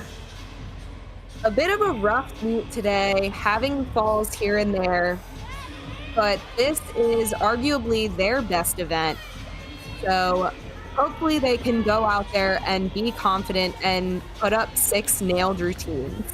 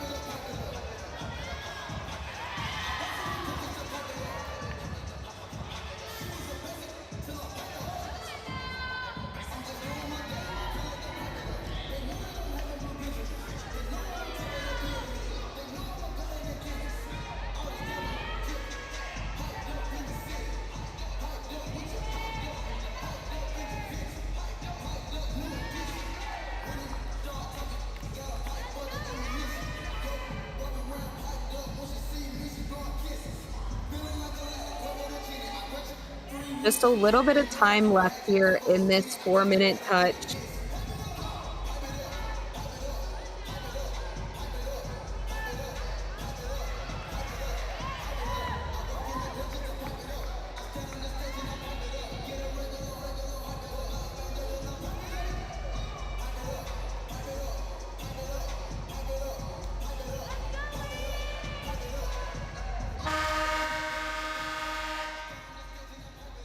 All right. And with that alarm, our 4-minute touch is done. The gymnasts are going to do their quick little huddles, and then we will begin competing. First on the floor exercise for William and Mary will be Bryn Vetrano, and on balance beam for Westchester, Kat Keener.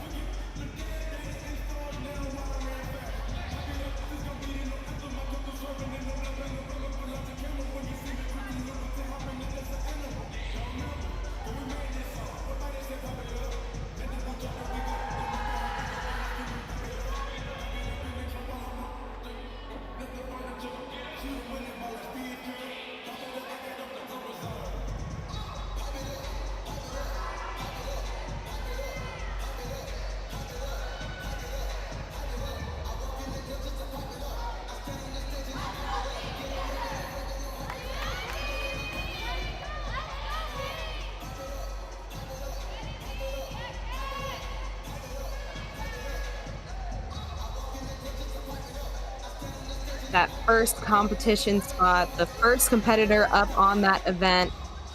Again, you want that strong competitor up there, someone that is reliable, that will get up on that event and just set the stage for the rest of the lineup. A lot of people argue that the anchor has a lot of pressure on them, being the sixth and final score to count towards the team score, and it does. And also that opening spot, just as important as that anchor position and every other spot in lineup, really. But that first and that last spot, you really want those people that you can just rely on to hit no matter what the scenario. So up first here on balance beam, freshman Kat Keener. Westchester's beam lineup, the first couple competitors are all freshmen, and then the latter half of the lineup are seniors. Kat Keener with that acro series, front toss into the back handspring. Forward, backward element, changing the direction in the middle of the skill.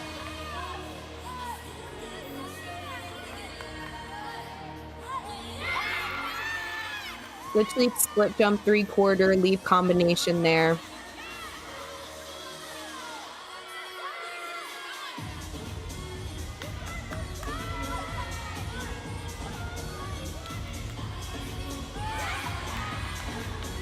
Doing a lot of split jump halves today.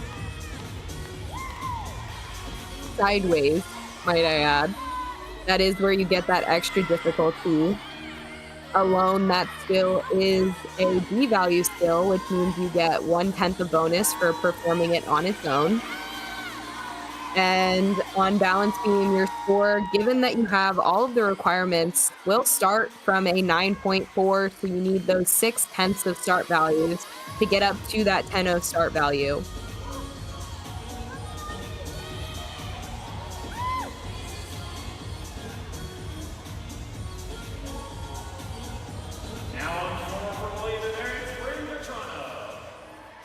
Up on floor here, Bryn. This is her first year being in the lineups, but head coach Hinton has mentioned she's a very calm competitor, and each time she goes out there on the floor, she nails it and gets that job done.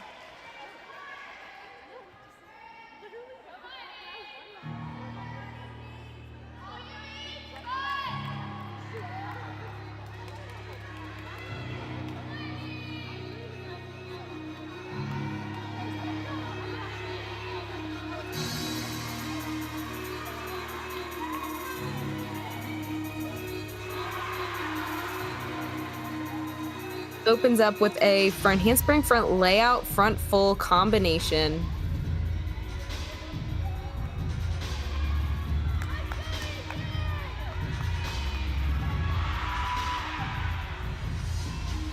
Beautiful leap combination. Did a switch ring. Hard to do. Again, you wouldn't expect a leap combination to be a quote-unquote blind landing, but a switch ring, you are taking your eyes off the floor, you're looking up at the ceiling. It can be very disorienting, so a blind landing in itself. just adding that extra little bit of difficulty to the element.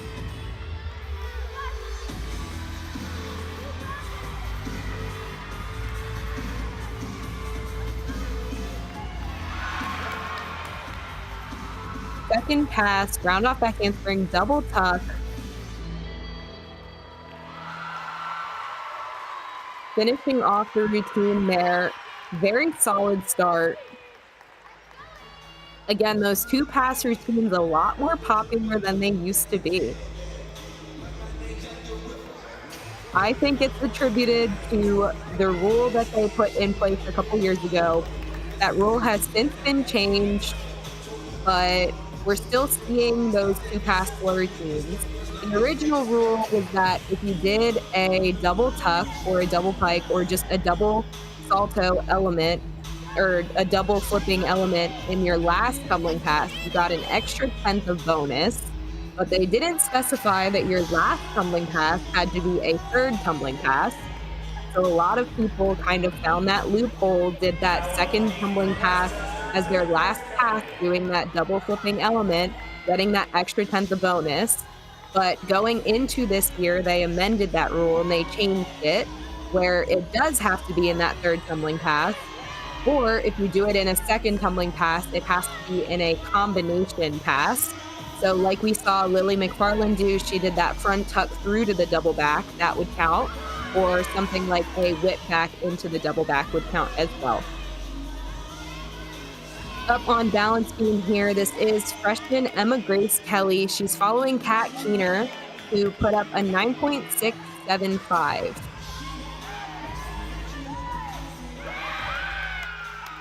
Side aerial, acro series.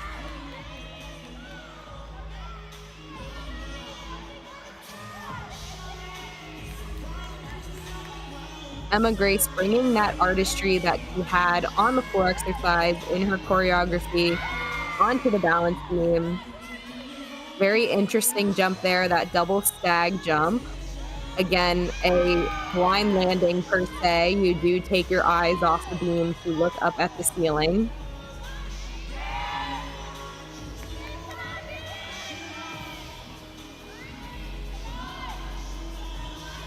Really shows off her flexibility in this routine. Cartwheel, gainer full dismount, stuck landing.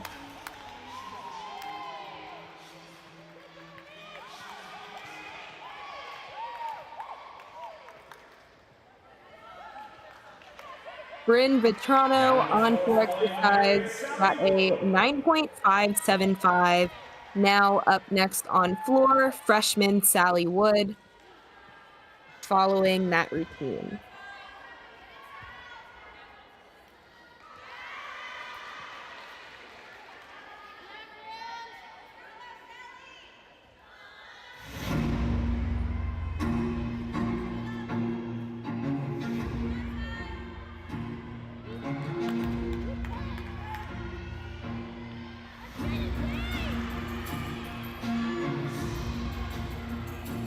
First tumbling pass, front tuck, through to a 2.5 twist, I believe.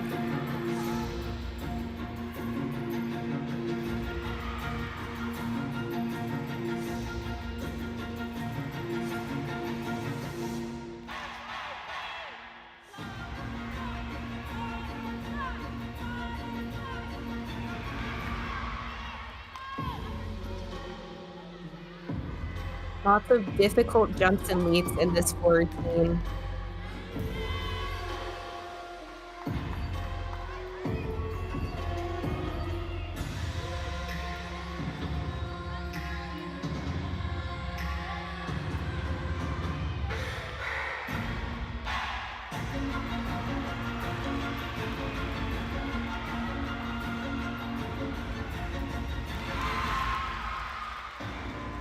Rudy twist, that punch 1.5 front twist as a second and final tumbling pass. A nice clean routine from Sally on floor.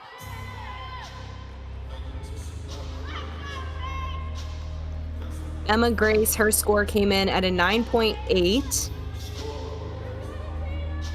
very big score. Following her now is freshman Tatum McGuinn. For Westchester's Tatum McGuinn. Took a very deep breath there as she prepares to get onto the balance beam. Interesting back handspring mount here. I don't know about you guys, but I would be absolutely terrified to do that.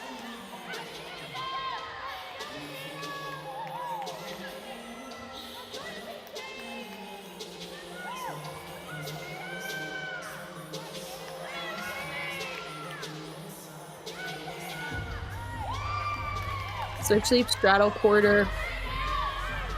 Spotting the end of that balance beam. Her eyes were glued to the end of the beam. When you're doing those turning jumps, you always want to make sure that you are spotting the beam still. Helps you stay on the beam, stay aggressive, know where you are. That acro series there, that was a front aerial to a back tuck. Again, that forward-backward combination. Hard to get to flow correctly.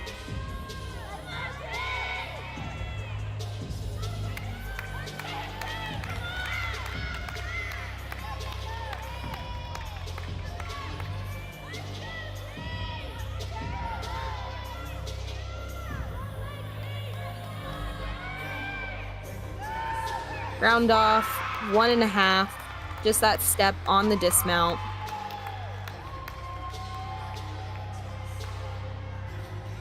These landings are so important when you think about it.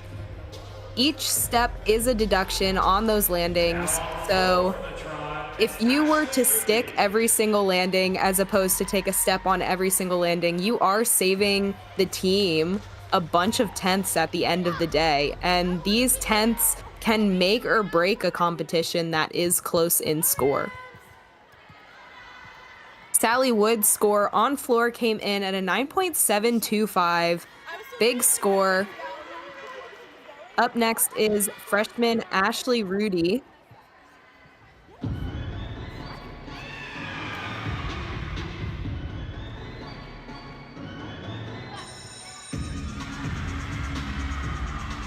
Some fun floor music here, and you can see the teammates on the side doing that choreography with her. Opened up with a front layout, front full twist.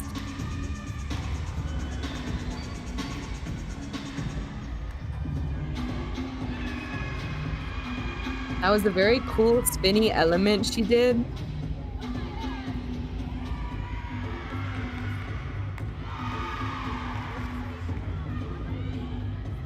Wolf jump 1.5. Might not seem difficult, but it is. It's very hard to get fully around and get full credit for.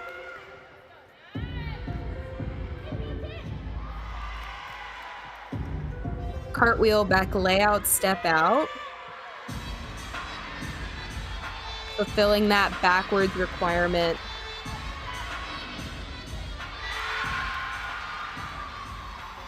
Punch Rudy, very clean landing. That's just what you want to see on those twisting elements. Being in control. And another great routine for William and Mary.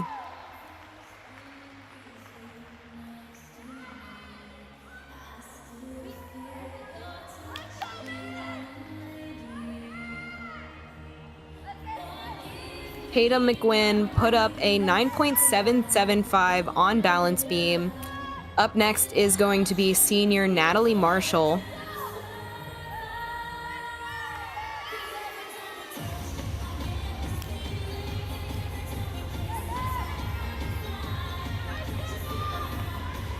Now on beam for Westchester, Natalie Marshall.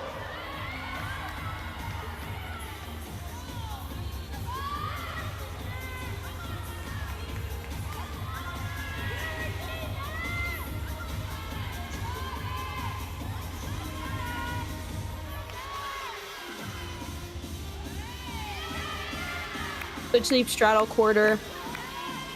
Opening up with that jump Leap jump combination, getting it out of the way.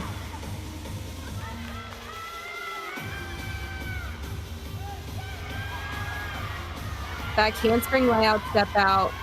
Looked off going into that second element. Tried to fight, couldn't quite hang on.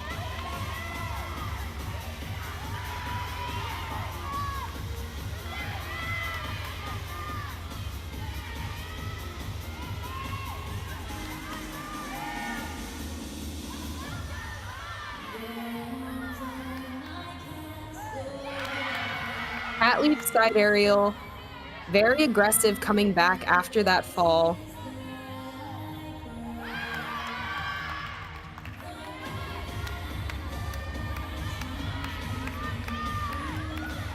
Gearing up for the dismount.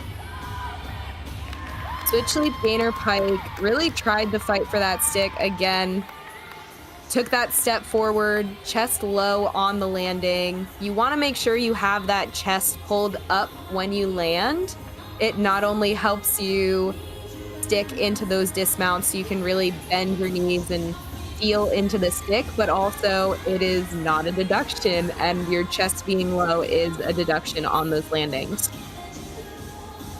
Freshman Ashley Rudy with a 9.675 on floor. Following her up next, this is going to be sophomore Summer Penzi.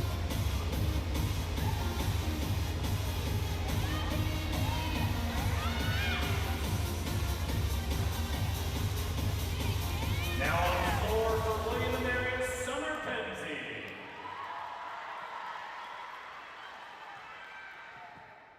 You got this, Tara.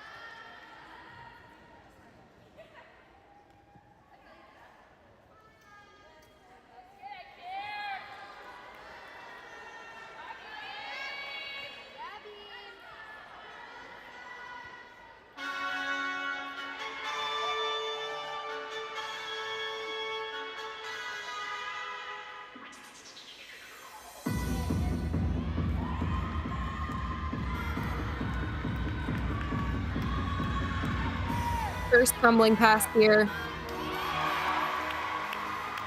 Round off double pike.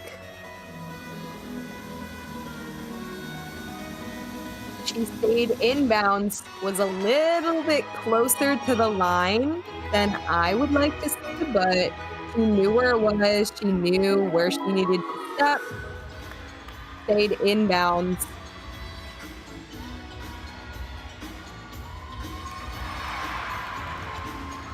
One and a half punch front layout, combination pass.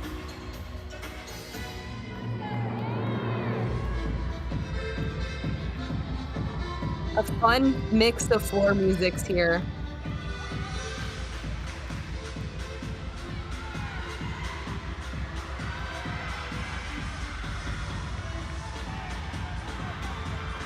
Going into that last tumbling pass. Round off double tuck for a stuck landing. Getting that extra tenth of bonus for having it in her last tumbling pass and it being the third tumbling pass.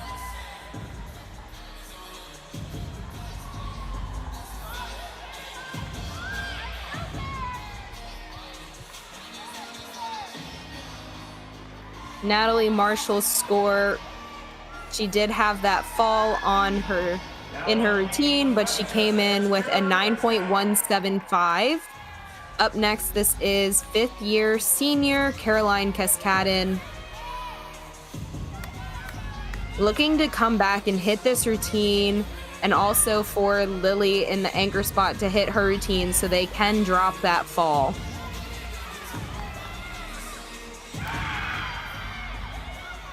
Opened up with that standing layout step out. Again, very difficult element. We saw someone from William and Mary do it as well.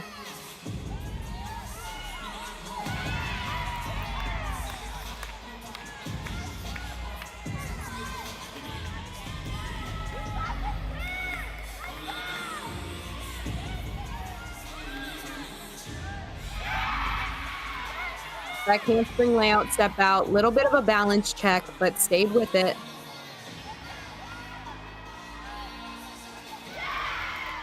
Feet jump split 3/4, getting that jump combination requirement.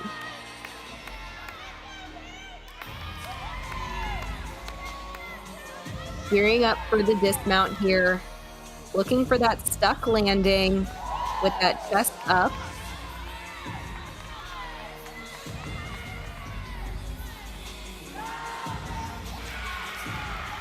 Just that step forward, didn't quite get the stick, but a great routine getting Westchester back on track, so hopefully they can drop that fall. Summer Penzi wrapped up her floor routine with a 9.7. Up next is going to be junior Hannah Burke, and I am especially excited to see this floor routine. Apparently, Hannah is part of a hip-hop dance group on their campus called Syndicate. So I am excited to see some fun choreography.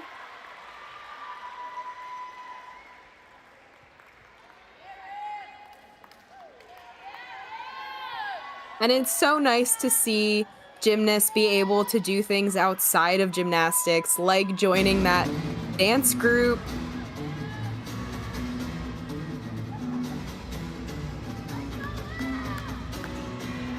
Gymnastics is such a big part of their lives, and it always has been. That's how they got to this point, competing at this D1 program. But it's nice to know that they still have a life outside of that as well.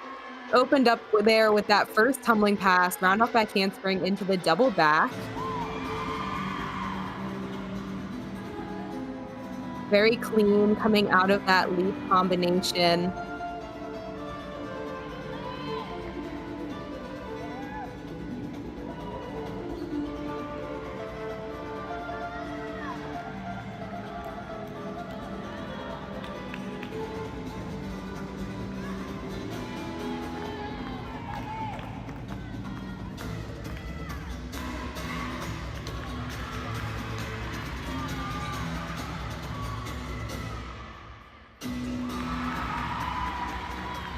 Front handspring, front layout, front full, stepped right into that dance, that choreography.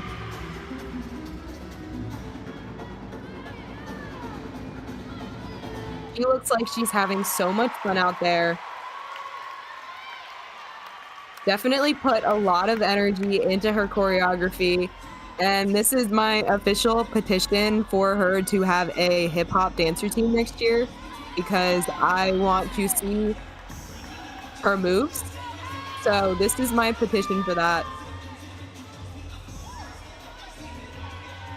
Caroline Cascadin on balance beam. She got a 9.7. Up here in the anchor position is grad student Lily McFarland. Again, looking for a hit routine here so that they can drop Natalie's fall.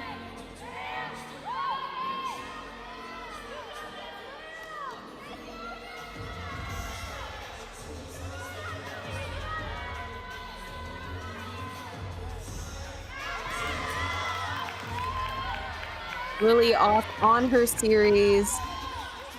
Unfortunately, Westchester will have to count a fall on this rotation as well.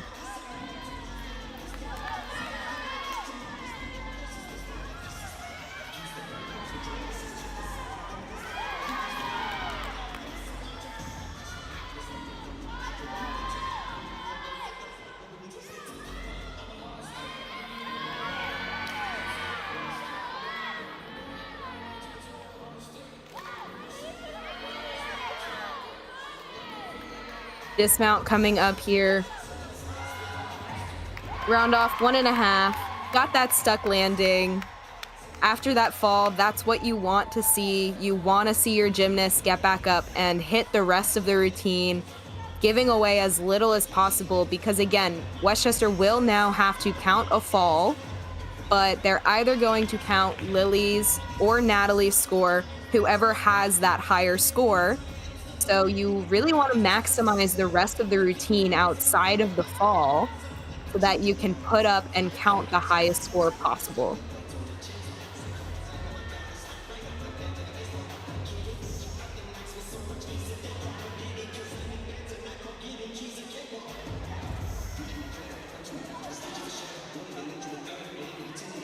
Hannah Burke with a 9.775 on floor. Now on floor for That William is and her Mary, season Michelle high Noah. score for this season. It was a beautiful routine, very deserving. Up next is the anchor. This is junior Michelle No.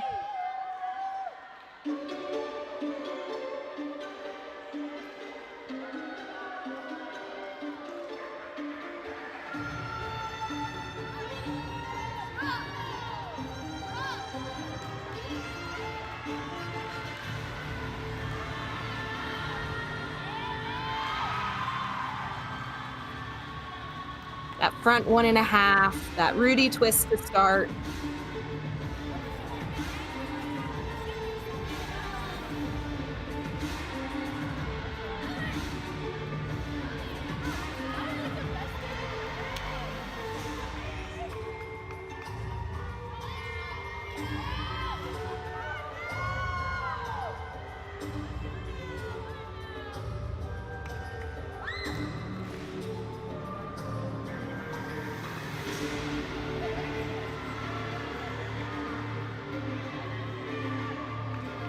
Next tumbling pass here.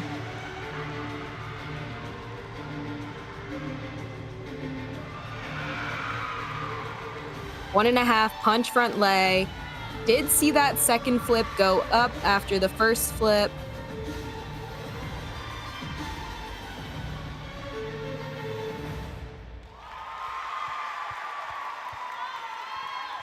And a very clean finish for William and Mary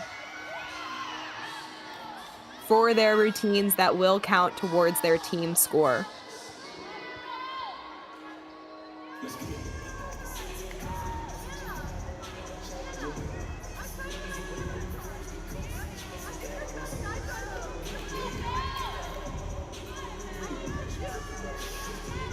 Up here in the exhibition spot for Westchester on balance beam is junior Melina Ringus.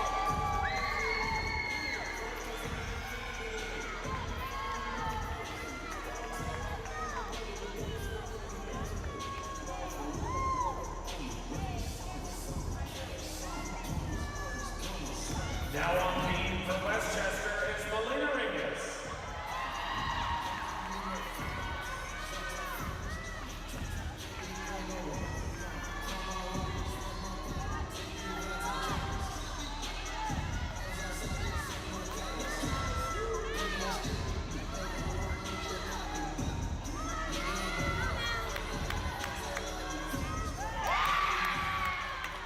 Side summy. Haven't seen any of those today.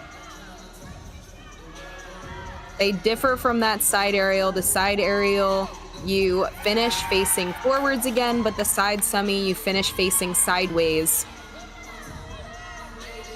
A little bit of a different approach than the side aerial.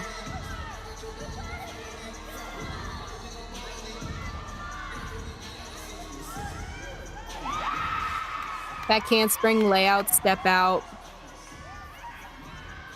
Solid acro series.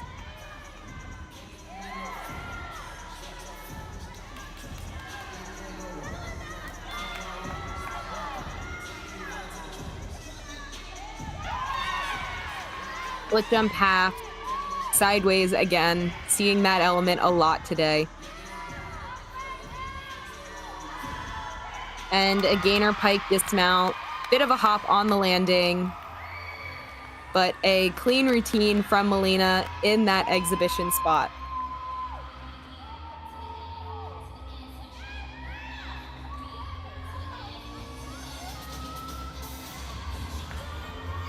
Michelle No, her score came in at a 9.675, putting William and Mary at a 48.55 on floor. That is tied with their season high floor score this season. So big rotation from them. Up next, we have in the exhibition spot, Ella Isley. She is a freshman. Now on floor for William and Mary is Ella Isley.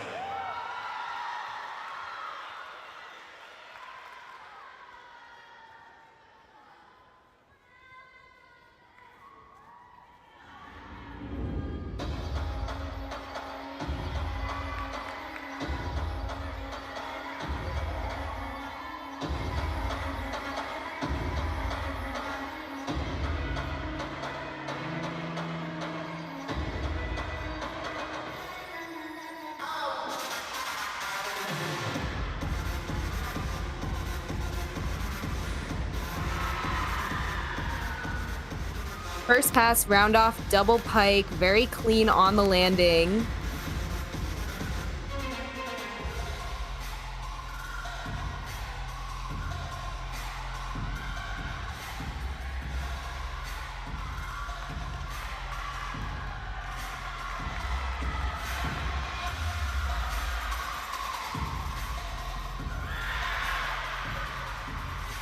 Immediately there in that second pass, another double back, this time in a tuck position.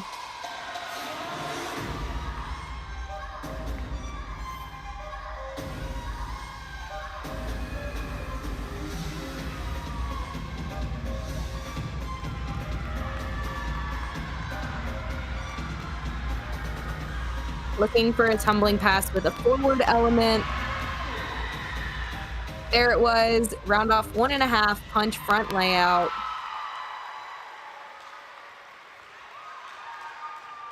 Great routine for Ella.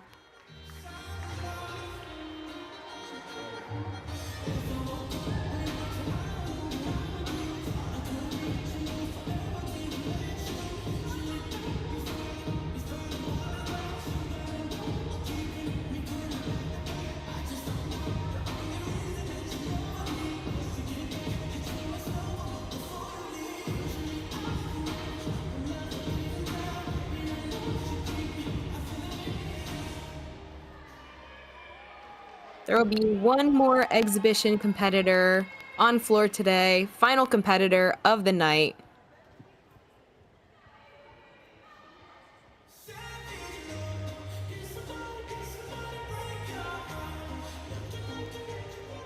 Now on floor for the tribe is Avery Vernier.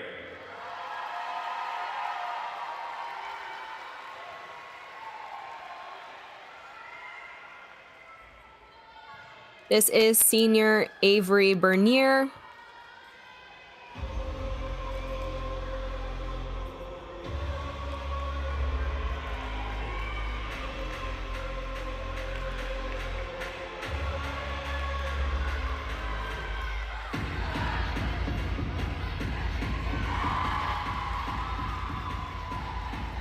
Front layout from pike, first pass.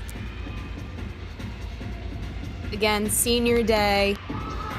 Sometimes you're putting those seniors out there who are doing an event that they necessarily don't always get to compete, but just allowing them that opportunity to go out there and compete the event one last time on their own home turf.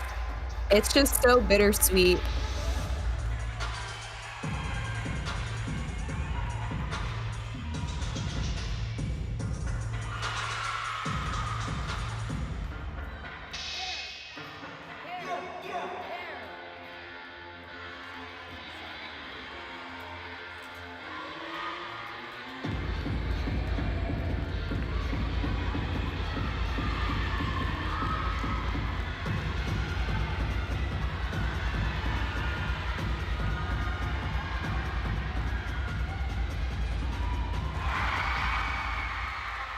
Round off back handspring, double back. Teammates so excited for her on the side.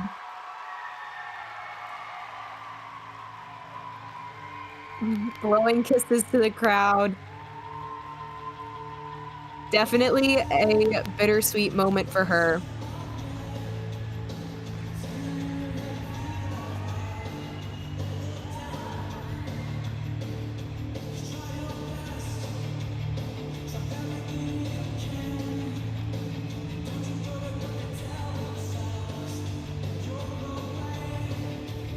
And that wraps up all of the gymnastics of the evening. So William & Mary coming in on floor again with that, tying their season high score on floor, 48.55. Westchester with a 48.25 on the balance beam, bringing their total scores to a 193.325 for William & Mary, and Westchester with a 189.95. On vault, taking first, second, and third, all from William & Mary, Hannah Burke, Sarah Cooper, and Sally Wood. On the uneven bars, in first, Sarah Wozniak, in second, Catherine Bear, and in third place from Westchester, Melina Ringus. On the balance beam, in first place with a 9.8 from Westchester, Emma Grace Kelly, and all tied for second, Melanie Faulkner, Caroline Blatchford, Madeline Frazier, all from William & Mary, and Tatum McGuinn from Westchester.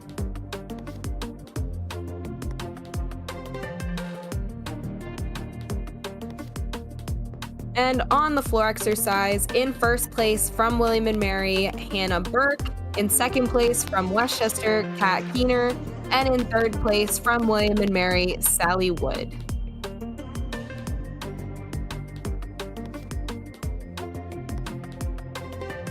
We had one all-around competitor today from William & Mary, Michelle No. She put up a 38.175.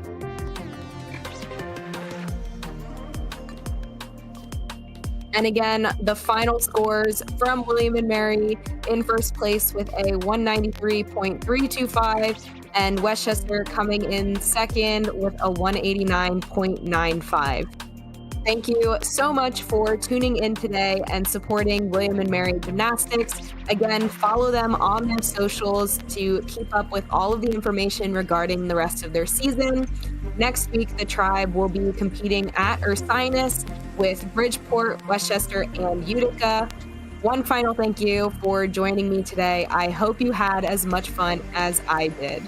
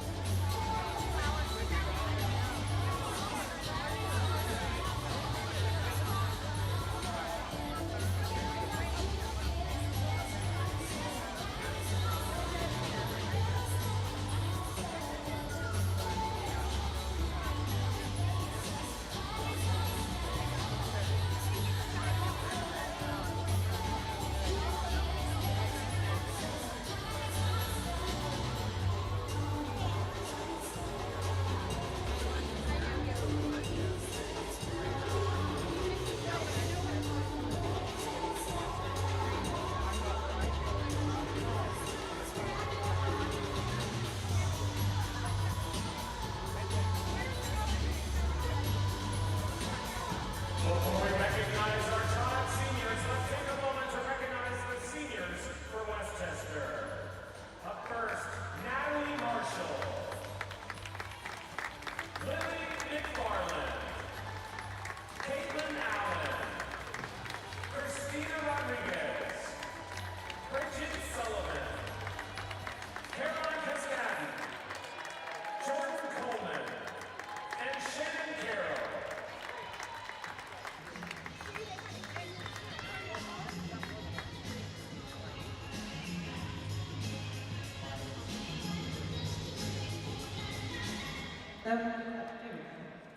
All right.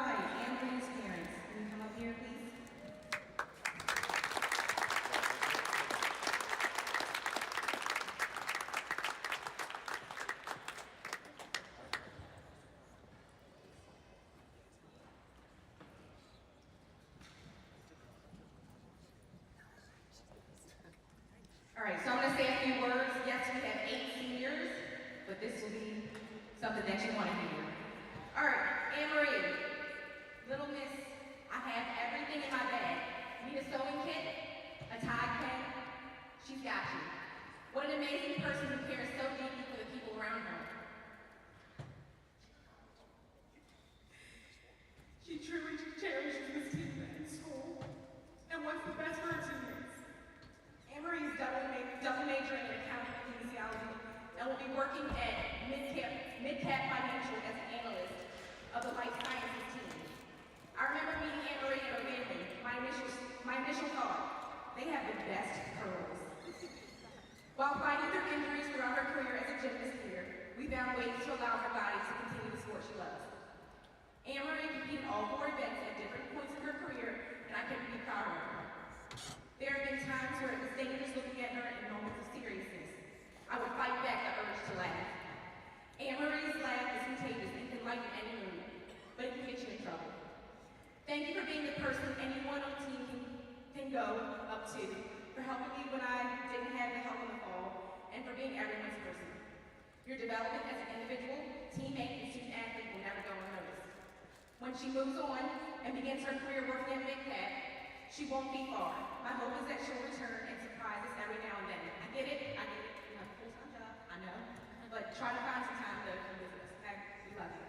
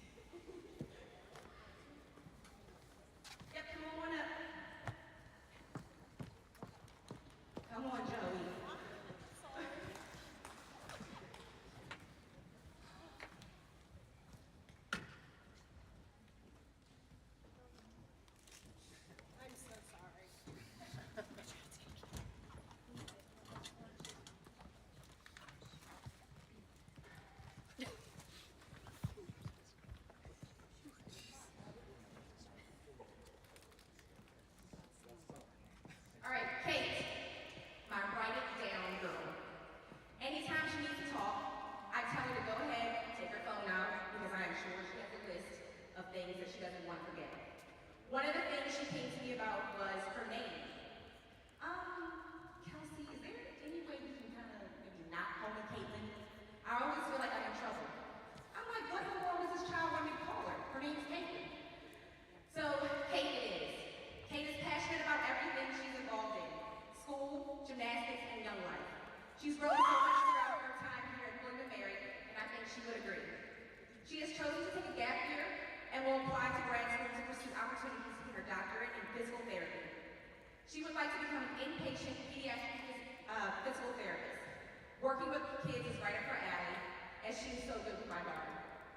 She was inducted into the Alpha class of the pre-health fraternity, Delta Epsilon Nu, but not only that, she was also elected as the education chair and created a foundation and precedent for all future education chairs of Delta Epsilon Nu and Beta Zeta chapter.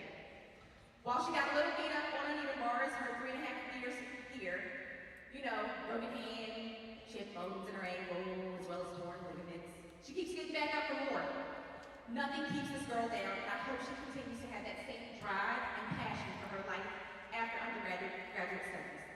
Kate, continue to smile and light up the room, girl. You better come back and visit us. We love you.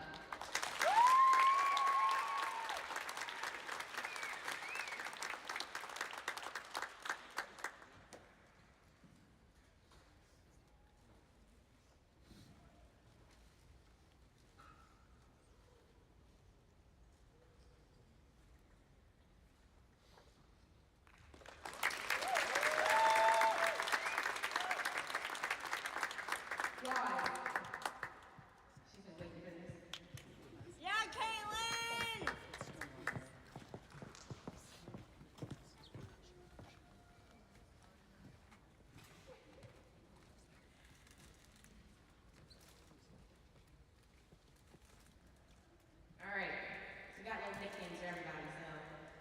Here's Twinkle Toes. All right. This girl is always doing a light jog everywhere she goes. She jogs to Anita Bar, she jogs to Tell Me Something, she jogs to grab her water bottle. I don't know, not sure if you saw her today, but she was jogging. Okay, I've been trying to figure this out for almost 4 years. I still have no clue what the reason is, but what I can tell you is that Roz is our bar queen, with one of the most beautiful gingers and double layouts I've ever seen. When you see Roz, you see a bar worker. She is not only great at gymnastics, she is also a stellar student. For her undergraduate degree, she double majored in international studies and economics. By the way, she finished that in 3 years. No big deal. For her 4th year in college, she is working towards a master's in business analytics. She received a job in government consulting as a senior analyst at Accenture Federal Services, and I am so excited for her. While being a boss student athlete, Waz found time to be the co-director of Disinfo Lab, which is a student-led research lab on campus. And she is also editor-in-chief of the Monitor Journal of International Studies. She is one of the hardest workers I know in school and gymnastics. Her passion to be successful is a true testament to the person she is. It's really been a joy seeing her come out of her shell and find her why. I am so sad to see her bar team leave our lineup at the conclusion of our season, but I'm thankful to have coached her. I'll miss laughing at you and with you. Come back soon. We love you.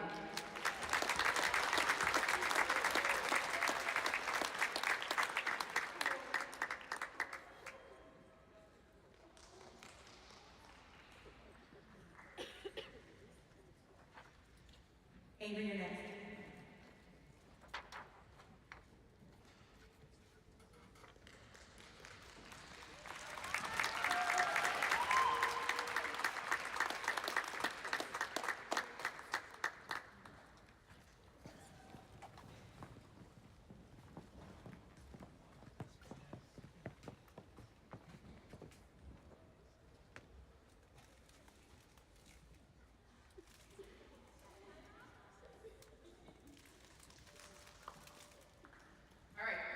Avery, my go-getter.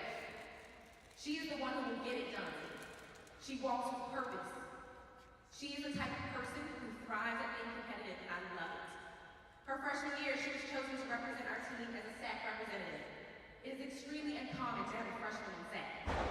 She also served as the community service chair her junior year and was elevated to the vice president her senior year.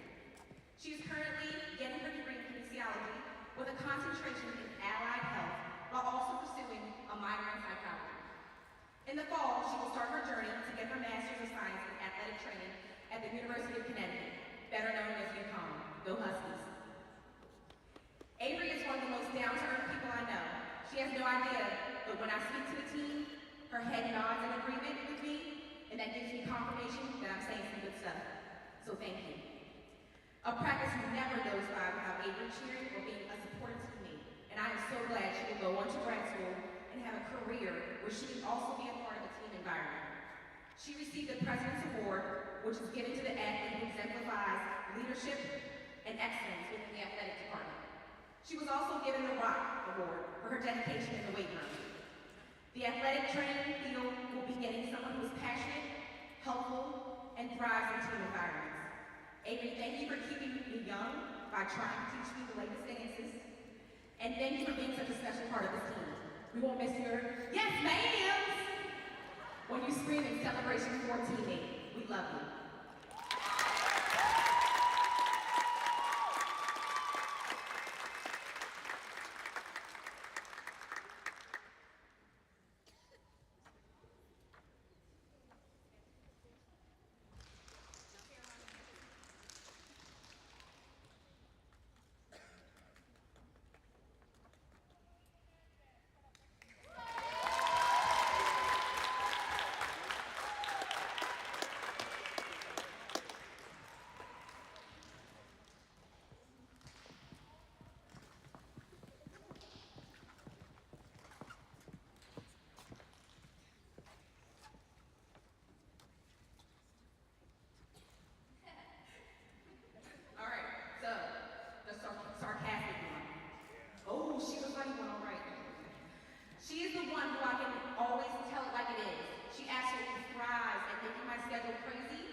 by creating the most class conflicts in the history of this program. Not really, but she definitely loves her individual practices. This semester, she doesn't have any conflicts, and she asked me if I missed coming in earlier for her. The truth is, I do. Caroline knows me well and understands me. She even knows my tropical smoothie order and made a few special deliveries. Caroline has grown into an outspoken individual. She is a stellar athlete on all 4 events. She wants to do well for the team, but more importantly, she's intrinsically motivated to do so. There aren't many times she doesn't have good form, minus the extremely dramatic wobbles on beam occasionally. Her gymnastics makes you appreciate the beauty and grace of the sport. Caroline had an injury during her career and had a slight mental block with the skills she got hurt in. After talking through some things, she came back to sport, competed it, and performed the same skills she got injured on. What an accomplishment, especially since we know gymnastics is such a mental sport. She is currently working on a degree in elementary education. After graduating, she plans to teach within the Williamsburg-James City County School District and return as a volunteer assistant coach with Tribe Gymnastics.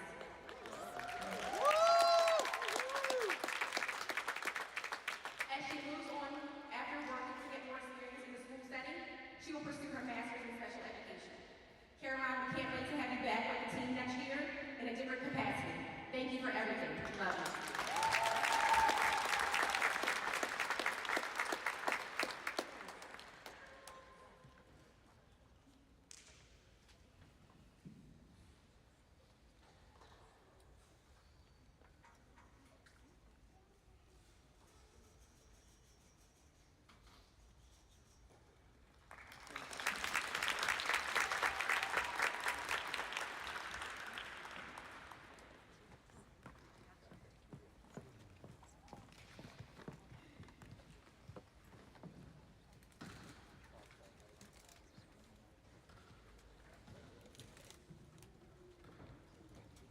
All right, the reliable one. Sarah, better known as Coop, is one of a kind. She is majoring in kinesiology and health sciences while minoring in management and organizational leadership. Throughout her gymnastics career, she's established the goal of starting us on the right foot. The gymnast who is first in the lineup is seen as the one who is consistent, reliable, and the one who provides a sense of calm for the rest of the lineup. You will always find Coop with 2 fingers up when she or one of her teammates hits her team. Fun fact, she is the only redhead in her family. We were all sitting here a little jealous because she told me redheads will never go gray. Here I am sitting here growing gray hair by the minute. Coop is passionate, outgoing, yet calm, and intelligent as she's maintained her 4.0 throughout her time at William & Mary. She's a founding member of the Beta Zeta chapter of Delta Epsilon Mu, along with 2 of her other teammates, as the first pre-health professional fraternity at William & Mary. The chapter now consists of 50+ members of various pre-health tracks. It doesn't stop there. She was also inducted into the Omicron Delta Kappa Leadership Honor Society, which is the oldest and most prestigious leadership honor society. Coop, I am so proud of your growth from freshman year. I encourage you to continue dreaming big and networking as you narrow down the opportunities that come your way to systematically help improve the healthcare system after graduate school. We love you.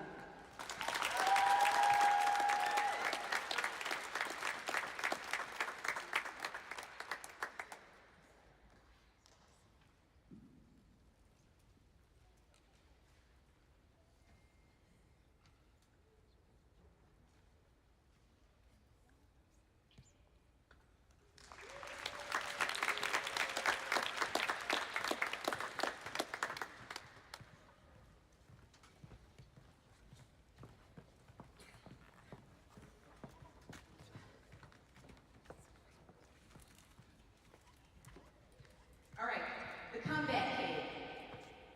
Catherine's time in gymnastics has been quite the journey. Let's just say those little knees are holding up quite nicely after a few surgeries. We weren't sure what would happen after her 3rd ACL tear led to 2 surgeries freshman year. Well, here she stands, second in the record books with a 9.9 on bars at Towson last year. Catherine knew she wanted to continue her gymnastics career, but we didn't know in what capacity. We started with bars and then added 4 back in her senior year. Her ability to ask questions and follow through to come at you over is admirable. She not only pushes for gymnastics, but she also thrives in her studies. She is getting her degree, her undergraduate degree in neuroscience and minoring in biochemistry. After this year, she plans to stay in Williamsburg for her 5th year of gymnastics with the tribe while completing a Master's of Science in Biology. After, she hopes to matriculate into an MD, PhD, dual degree program to pursue a career in neurodegenerative disease treatment and research with a special interest in motor disorders of the nervous system, like Parkinson's and spinal cerebellar ataxia. That was a tongue twister. Okay, thank you, I practiced. One of Catherine's biggest achievements was establishing chapters on campus of national organizations like the Pre-Health Professional Fraternity, Delta Epsilon Mu, and the Collegiate Professional Development Organization, the Women's Network, to help grow the dementia-friendly community here in Williamsburg. Catherine, continue to push for more and help those who may not have a voice. We look forward to having you with us next year to break more records. We love you.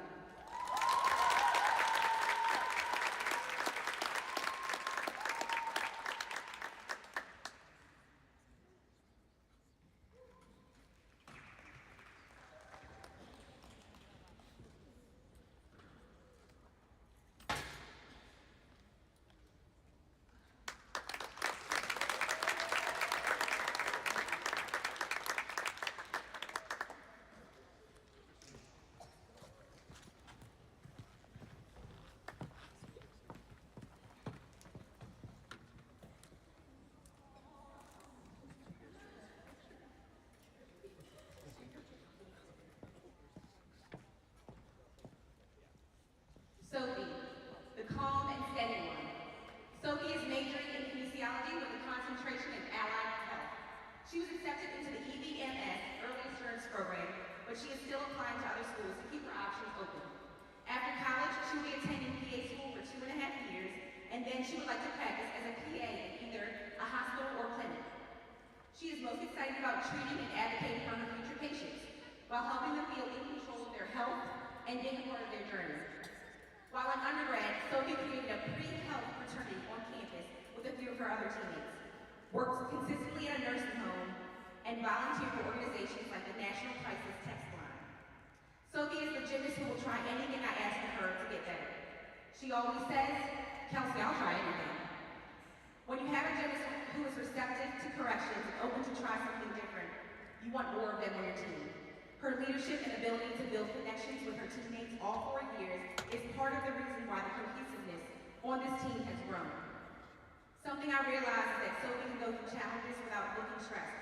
Here's her process. She gets frustrated for a short period. I wait for her text message to me. She talks it out. We come to a solution, and she's good to go. Her ability to trust the process is amazing. She accepts the challenge to be challenged, and I admire that about her.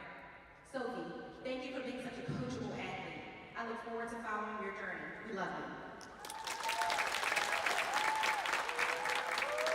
Before we get our picture, I also want to give a special shout out to Robert. Sophie's dad has surprised us at a lot of meets and has taken pictures for the team. What he captures is truly amazing.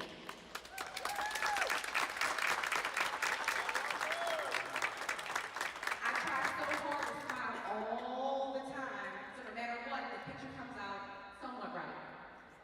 He really captures the essence and beauty of gymnastics. He also helps and proves all the corrections true that I give these athletes. Shout out to Mega Average Photos on Instagram. Thank you, Robert.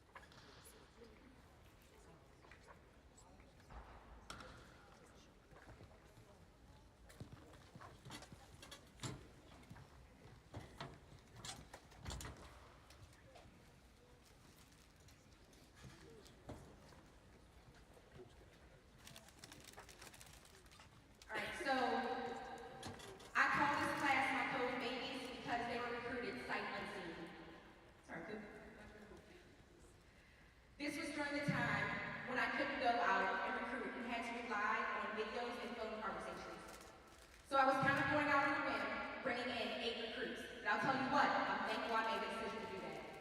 This class is special and full of so many different personalities that work well together. We have the ones who have what you need, Anne-Marie and Katie. Thanks, moms. The ones who are dedicated to their craft. The ones who are dedicated to their craft, Caroline and Catherine. The ones who you always hear in the gym cheering, Avery and Kate.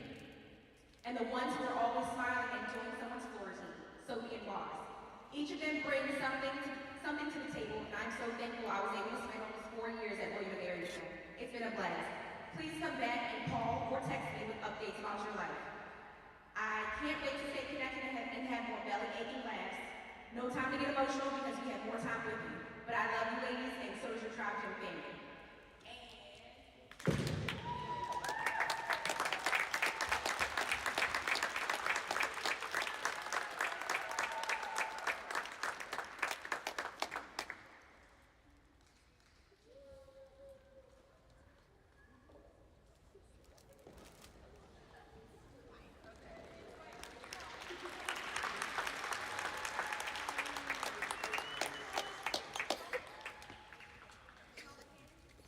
All the parents come out quickly just to take one more picture. Sorry.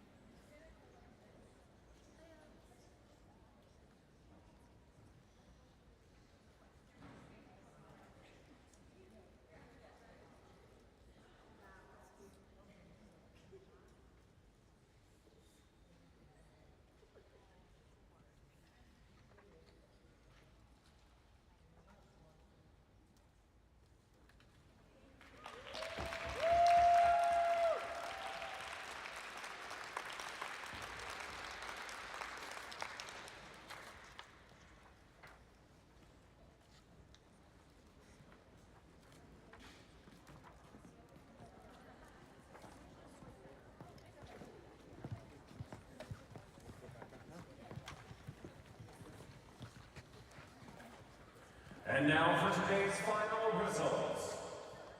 In first place on the vault with a score of 9.75, Hannah Berg. In second place on the vault with a score of 9.725, Sarah Cooper. And in third place on the vault with a score of 9.7, Sally Wood. In first place on the uneven bars with a score of 9.75, Sarah Wozniak. In second place on the uneven bars with a score of 9.65, Catherine Baer. In third place on the uneven bars with a score of 9.625, Melina Wingus. In first place on the beam with a score of 9.8, Emma Grace Kelly. In second place, we have 4 gymnasts with a score of 9.775, Melanie Faulkner, Caroline Blatchford, Maddie Frazier, and Tatum McGuinn. In first place on the floor with a score of 9.775, Hannah Burke. In second place on the floor with a score of 9.75, Kat Keener. In third place on the floor with a score of 9.725, Sally Wood. Today's all-around champion with a score of 38.175, Michelle Love. And in second place with a score of 28.975, Caroline Blatchford. And our team scores. In second place with a total score of